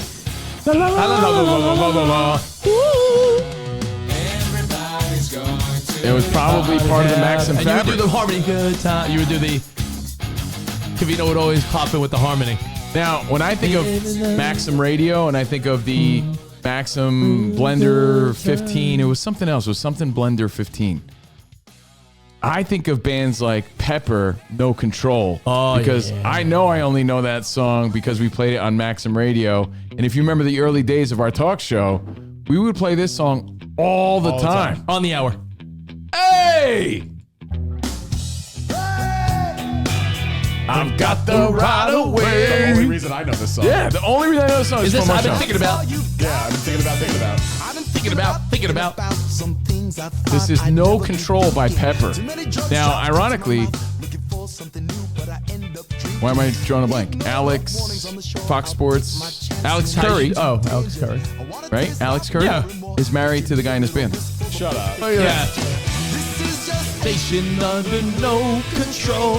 And I think they played the shit out of this too because of the lyrics. This is a station under no control, and it was hot at the time. Well, and it was a rock. On Keep that in tip, mind- we got to go quickly. Keep in mind, back then, I was trying to explain to Sarah last night because I was like, this would have been before you listened. I was like, we were a hybrid of pop and rock because it was like, well, what's a Maxim guy? A Maxim guy knows mainstream stuff, but he might lean a little rock or a little hip hop. So they played a combination of, it would be like as if Hip Hop Nation hits one and Octane fucked. Because they didn't lean one way really, because we would play the Black Eyed Peas too. By the way, was it the Blender Download 15? That's it. The Blender Download 15. I hosted that shit. I Download forgot it. myself. And back on Rich's tip, let's go through these quick. Songs that really defined the era and the people we were targeting. It has to be the Flowbots Handlebars because we played it and we used it in our intro. So you're going to hear production elements in this song, but we also used to play this song on Maxim Radio. So it makes the CNR hit list. The part that people remember is, and I could lead the nation with a microphone. In fact, with a microphone. with a microphone. Did you see that I coincidentally used this for our press release on Instagram story? And I cue it up to that part. So In the early days of Maxim, this was part of the playlist. And you know what's funny? Sarah likes the flow box. She has his album on her phone. I'm like, seriously? I can tell you about Leif Erikson. I know all the words to De Colores, and I'm proud to be an American. Me and my friends saw Platypus. Me and my friend made a comic book. Another one. After Rock the Nation with the Microphone, you know the next lyric? Something like science. Like, with up, I could, no metronome, no metronome. something about molecules. See your face on the telephone, on the telephone. I don't know if Rich will remember this. Oh, let's play. Look at me, just called to say that it's good to be alive in such a small world. I'm all curled up with a book to read. I can make money, open up a thrift store. I can make a living off a magazine. I can design an engine, 64 miles to a gallon of gasoline. I can make new antibiotics. Good song. I can make computers survive. I don't know where this comes in. It's, I think, the next hook. I don't want to stop. I don't want to skip because I know. Shakers and producers. Me and my friends understand the future. I see the strings that control the system. I can do anything with no resistance because I can lead a nation with a microphone. Something about a molecule. With a microphone, with a microphone, and I can split the atom of a molecule, of a molecule, of a molecule. So this is a two-part doozy because we played it, but we also used it as part of our intro for years. Yeah. So you might remember just that part. Again, the early days of Maxim as a hybrid, the only reason I knew this is from Maxim Radio and the Blender Download 15, and we played it all the time. The Bravery, Honest Mistake reminds me of the early days of our show. We're excited about it. And I don't know if Rich has that same memory, but I know for a fact. It's the only reason I know it. Only know the song from Maxim. In fact, if I heard the song randomly, I'd be like, why is someone playing it? It was on Maxim Radio every hour. But it's like an alt nation sort of classic at this point. Remember? But the Bravery, Honest Mistake reminds me of the early days of... Hey, it's Covino Rich. This is The Bravery, Honest Mistake, new music on Maxim Radio. Coming up, we'll be talking about nussies who want to be our hussies. Hey, Covino, you got some cool new gadgets I can't wait to hear about. I'll talk some gadgets. But yeah, I also got to talk about bitches who want my riches. But here you go, it's Maxim.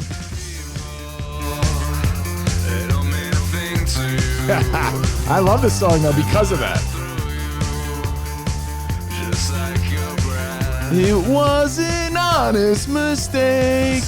All right, so these are songs. I got one. Go ahead. I got one. I'm going to hit you with an Audio Slave one. I mentioned the other day to you.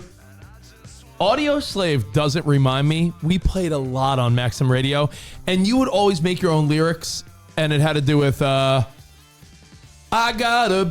would always go, I got a big fat dong, and Dickie don't. And I don't know if you said that in the office every day. It doesn't remind me of anything. Doesn't Remind Me by Audio Slave is a Maxim Radio song, but every day Covino would be like, I got a big fat dong, and Dickie don't. I don't know if you said that on the air or not. I don't even know. You're right. I would say that all the time.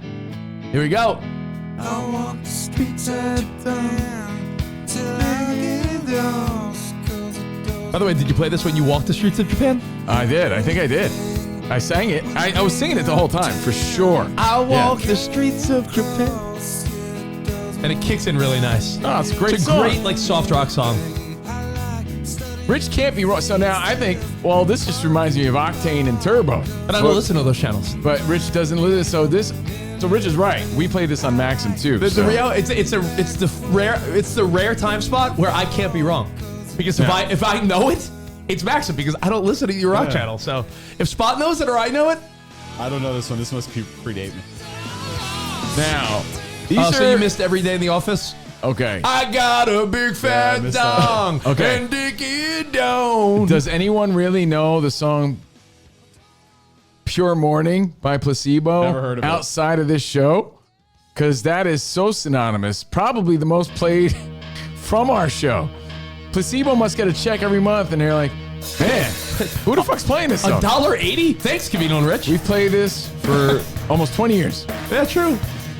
Friend in Need is a friend indeed. Placebo, Pure Morning is on the hit list. There we go. So cool. We trimmed the intro for... Oh, yeah. It's a friend long-ass with intro. weed is better. A friend in need's a friend indeed. A friend with weed is better. All right, now...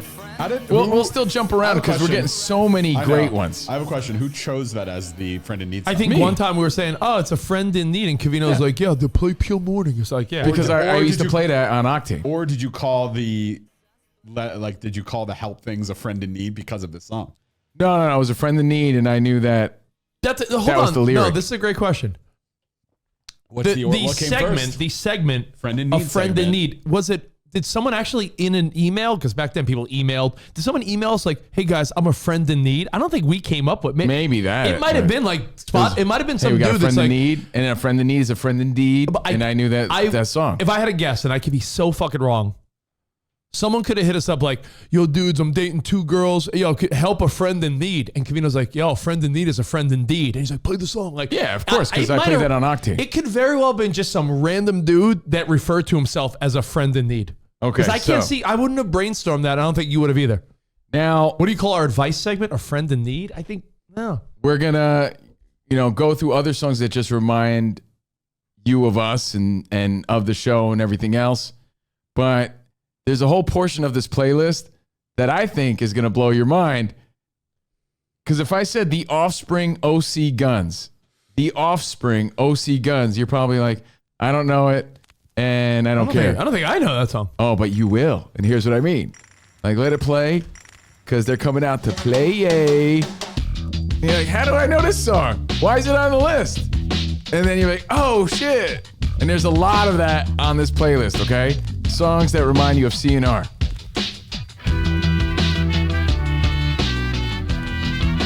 I'm going to skip ahead. No, it's right in the beginning, isn't it? I don't think so. I think it is. All right. Or maybe not. Oh, it is. That's part of our show intro. Yeah. But because it's... I would say Dicky, what up, Holmes? They really say Ticky, whatever.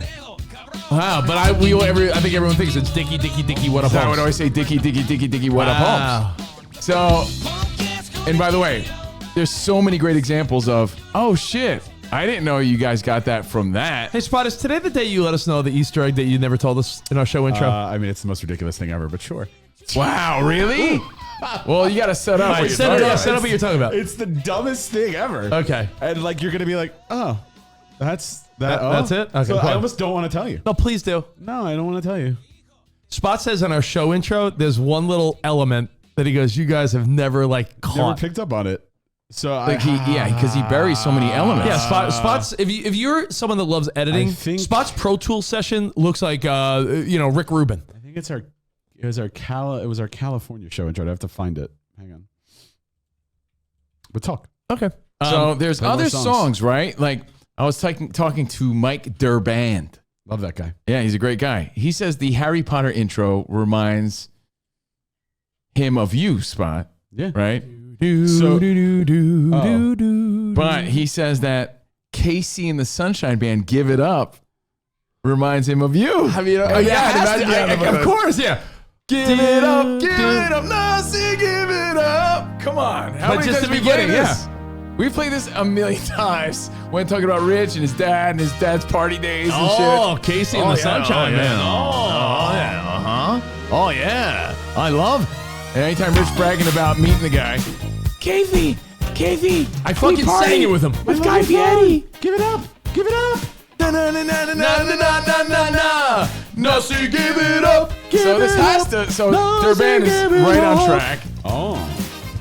Your dad loved Casey and the Sunshine Band? Dude, we play this more than. Still loves Casey and the Sunshine Who's on the 70s channel? Barry Williams. Who? Spider Harrison? Barry Williams. We play this more than Barry Williams played it on the 70s channel. JJ Walker. But he said, and I was thinking this, but I'm like, I don't know. It's easier for you guys, right? It's more about what you think of, because I don't know what you associate with me for the most part. No, so you give it up, But Mike Durband says he thinks of you when he hears this, but he thinks of Fuel by Metallica. He thinks of me when he hears that with the yeah, which is great because I love this song and I thought the same thing. I used to know the exact timestamp on it, but I guess I pointed it out so many times as the greatest ooh yeah in all of rock that he thinks about it.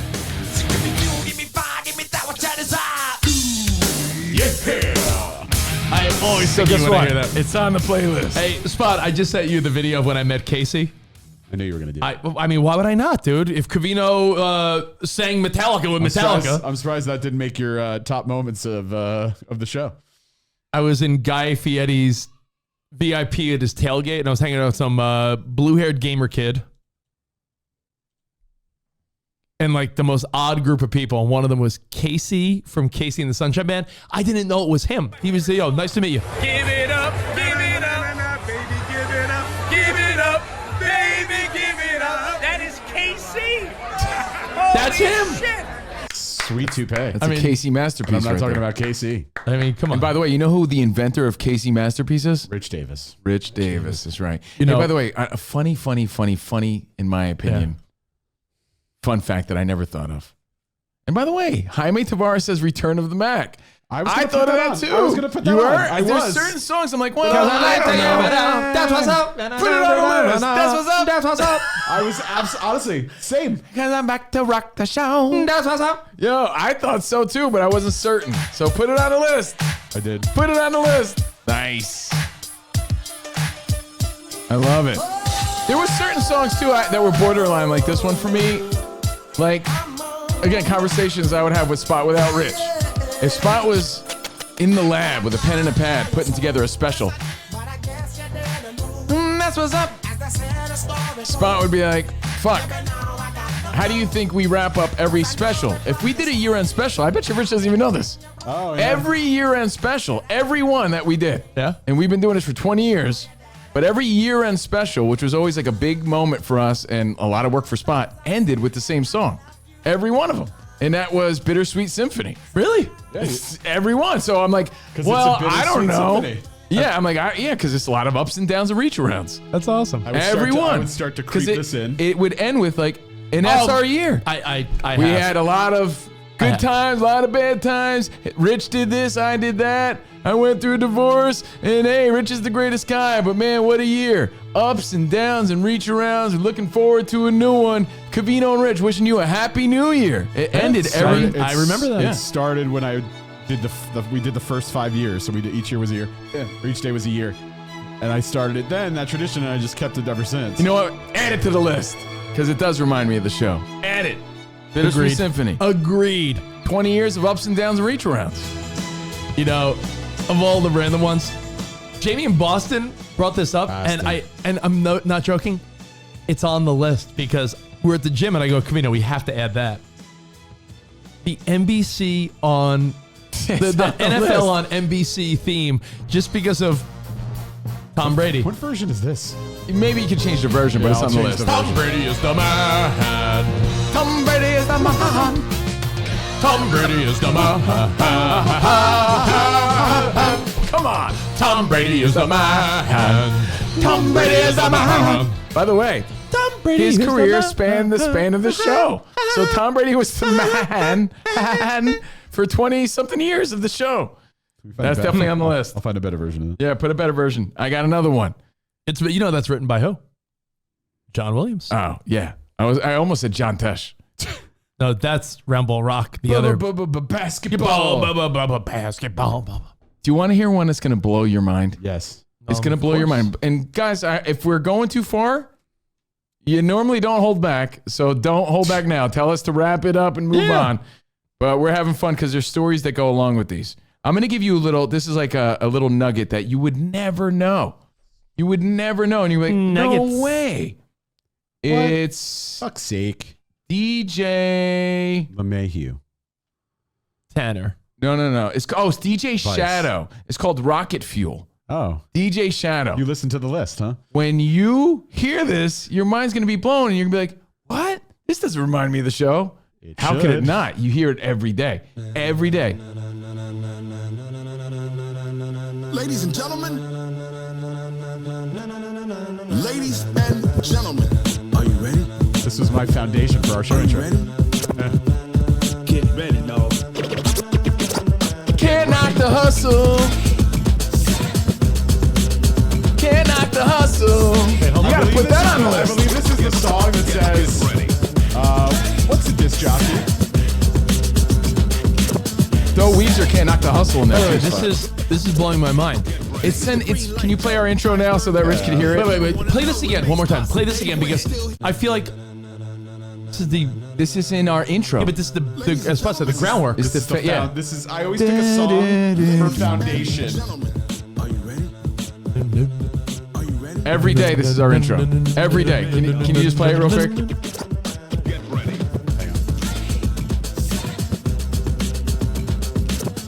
Wow. 1, 2, 3, 4. Don't mind if I do. Covino Rich. Honestly, how do I deal with you every day? You're on radio. Crazy, right? I wait till you hear the other songs that are in the show. And there's a lot of that on the playlist. Yeah. What? I'm so excited about What it. is that? That's a real song? Yeah. There's a lot of that. Wow. Let's just because we're on it, let me just play the other songs that are on that Dude, intro. that I'll is take a so shot. that is so cool, Spot. There's that. This is kind of a an underlying beat I layered to it. You'll I believe the countdowns in this. This is Ooh La La by the Wise Guys. I think the countdowns. It is. Could be wrong, yeah. Yeah. So the playlist is fun because you're trying to figure out why it's on there. Right. And it's either a story that goes along with it or is part of our production. So this is the other. This is also layered to the beat. You'll hear it underneath if you really pay attention. The rhymes are devastating. They all gotta go. See in our remix. There's not much to the song. But I want to hear the countdown. I don't know where it is. I got one for you. Come on, song. I'll give you one more production element. 1, 2, 3, 4. Don't mind if I do. Yeah. Oh, sorry. Right? Don't mind if I do is just Dunkin' Chino, right? Oh yeah. All those, and then this song is also layered underneath. Oh, that's an old. That's This is called Vehicle by the. I know Ides of that March. this is like a fucking jam from the 70s. Yeah, hell yeah. But it's part of the intro. Part of the intro. So here's another one. Saliva, ladies and gentlemen, a lot of people don't realize was part of one of our old intros. Ladies and Gentlemen by Saliva. Oh, yeah. And you could cue it up. This was the very first intro. Remember, we've had different that I intros. made. So there's different parts of like Yellow Wolf and Kid Rock, but this was a big part of one of our other intros. Ladies and Gentlemen by Saliva, when they go, welcome to the show. That's this. Ladies and gentlemen. That's this. I don't know if you want to fast forward it.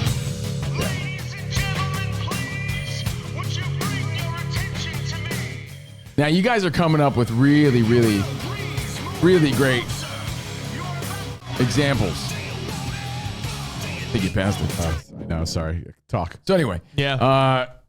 Stepping Out was another one by Joe Jackson. Oh, Joe Jackson Stepping Out is just more symbolic for, we happen to just coincidentally hear that at so many random big moments of our shows. And we've talked about it. I just stepped in a big pile Ladies. of sassy.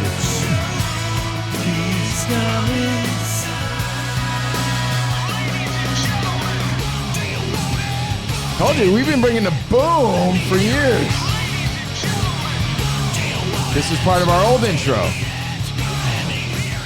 Stepping Out was a part of our show's big moments that we've talked about a million times.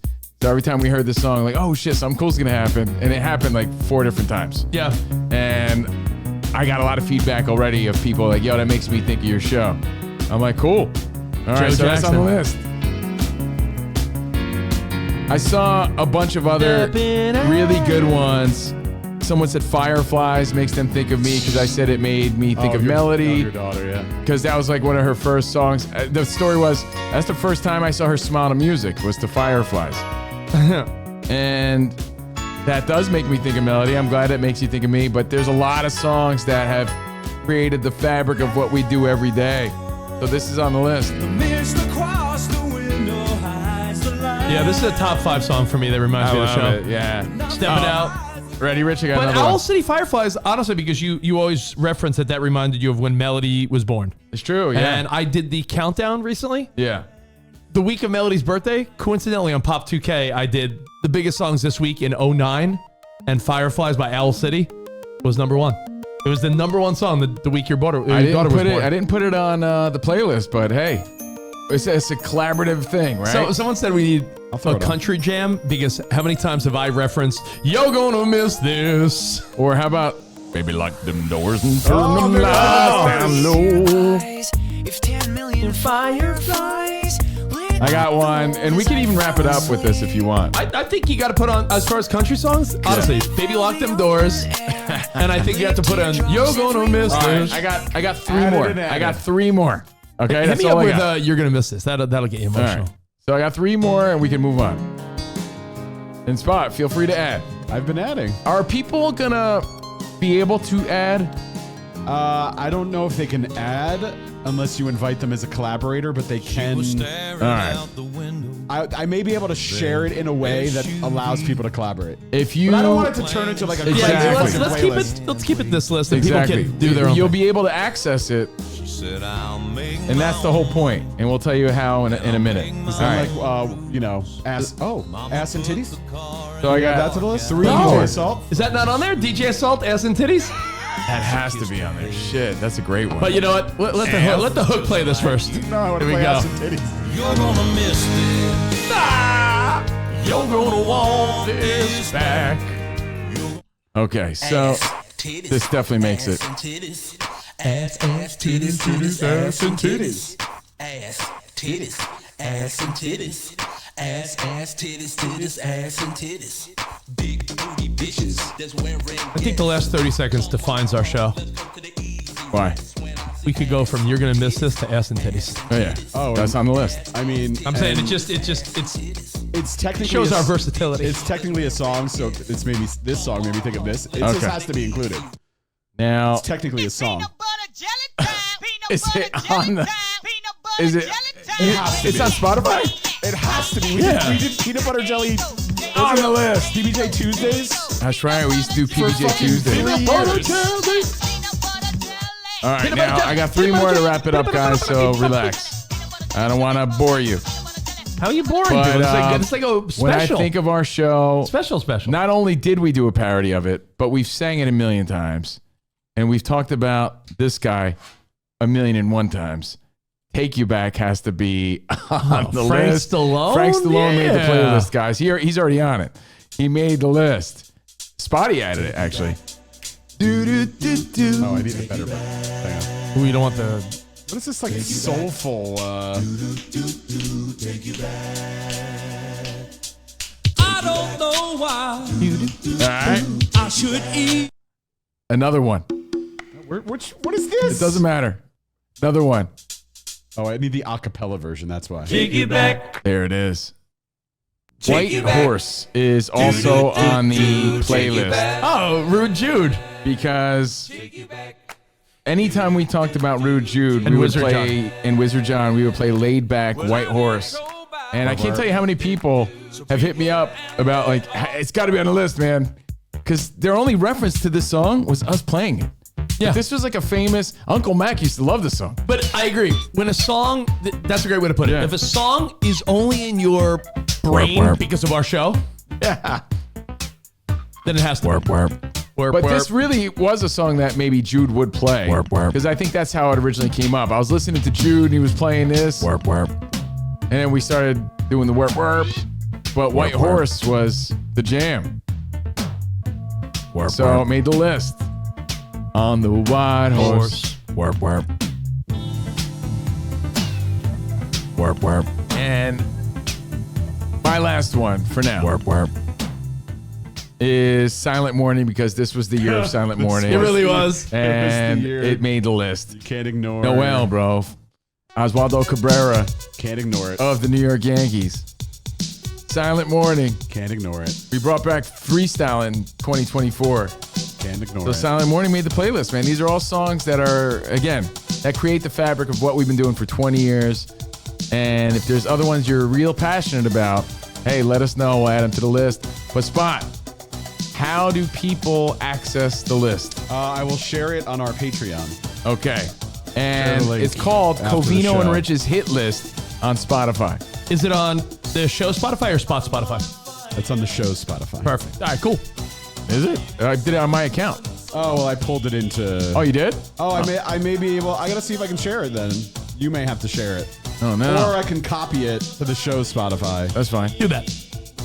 That's fine. I'll do that. I'll copy it to the show's Spotify so we can share it. All right. So there you have it, guys. Put this together for you because we love you. Take a little piece of CNR on your next ride. And you know what? And it's fun to listen to. It really is. There's gonna be songs that are special to you that maybe it doesn't make the list, maybe it does. Like Caleb said, "Let me smell your dick." Oh, smell your dick. Man, we got that one. Becker said, "Any Froggy Fresh?" John Cena action figure. Thing is, a lot of these songs are not on Spotify. Okay. Some are, some aren't, right? But yeah, dude, I'm the biggest Froggy Fresh fan. I think we should end out with Christmas by Froggy Fresh. So, is there any other song? Dude, there's a million.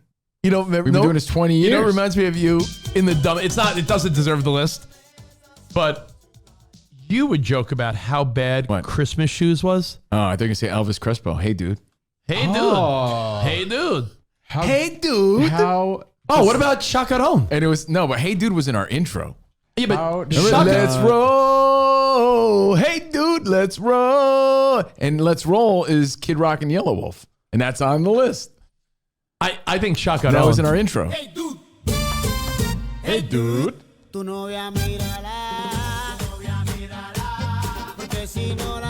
I used to play this a lot, actually. I know, we played Hey, this a lot. dude. Hey, dude. Hey, dude. What was the other one I just said a second ago? Chacaron? Oh, Chacaron. I mean, come on. Chacaron was pretty big. You love that. No.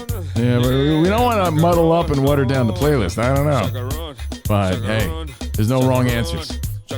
Everybody very passionate about Harvey Danger making the playlist. Flagpole Sitta, was that a big one? A lot of people I never associated with our show, but if I you know do. I've deemed it the greatest one-hit wonder numerous times, and I love that song. I would have never thought of it, but if you say so, to me it never. To me, it's just a great one-hit wonder that everyone loves. But Yeah. hey, I never associated it with what about the show. theme, the Flintstones theme? I'm sorry, I'm vibing to this spot.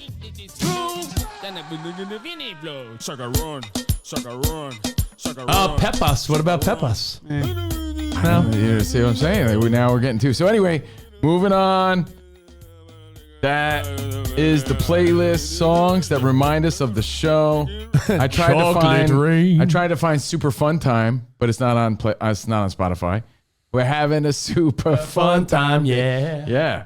I used to like that. Oh, and then I was thinking about, what songs remind me of Rich? This is kind of stupid. Please just let me talk 1 second. I'm like, what songs remind me of Rich?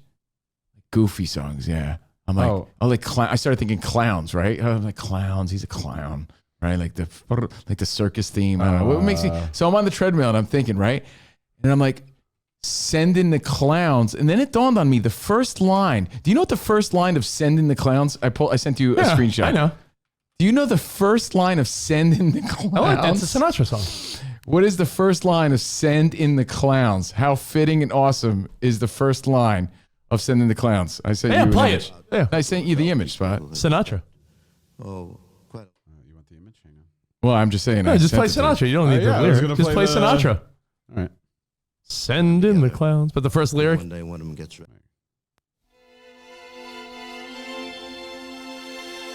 I think it's the most fitting first line about clowns that ever was.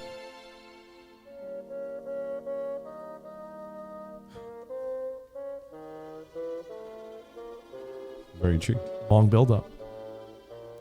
What songs had interest?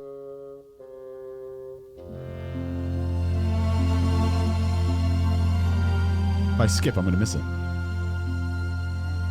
It's a beautiful song. Isn't it rich? Yes. Yeah, The biggest it is. clown I know. The biggest clown I know. It absolutely is, Frank. Isn't it rich? It's Rich, the fucking clown. How great is that? Someone said, we can go on and on because someone said, how do you leave off any Numa Numa song that you play? You sung the shit out of that. Numa Numa, hey. I love all and Numa all the Numa. Numa. Oh, what about like, someone said Volcano Man. You know what? Volcano Man. No, you know what though? That definitely makes the playlist. Who said that? Volcano Man? No. Numa Numa? Yeah, because I That's mean, someone hit us every up. time That's- we talk about spring Oh, break, Boston Sal. Boston Sal, you nailed it with that one. This totally reminds me of the show. There are spring break songs that are not on the list that remind me of you guys. And it's a great playlist. Like Call on Me? Call on Me.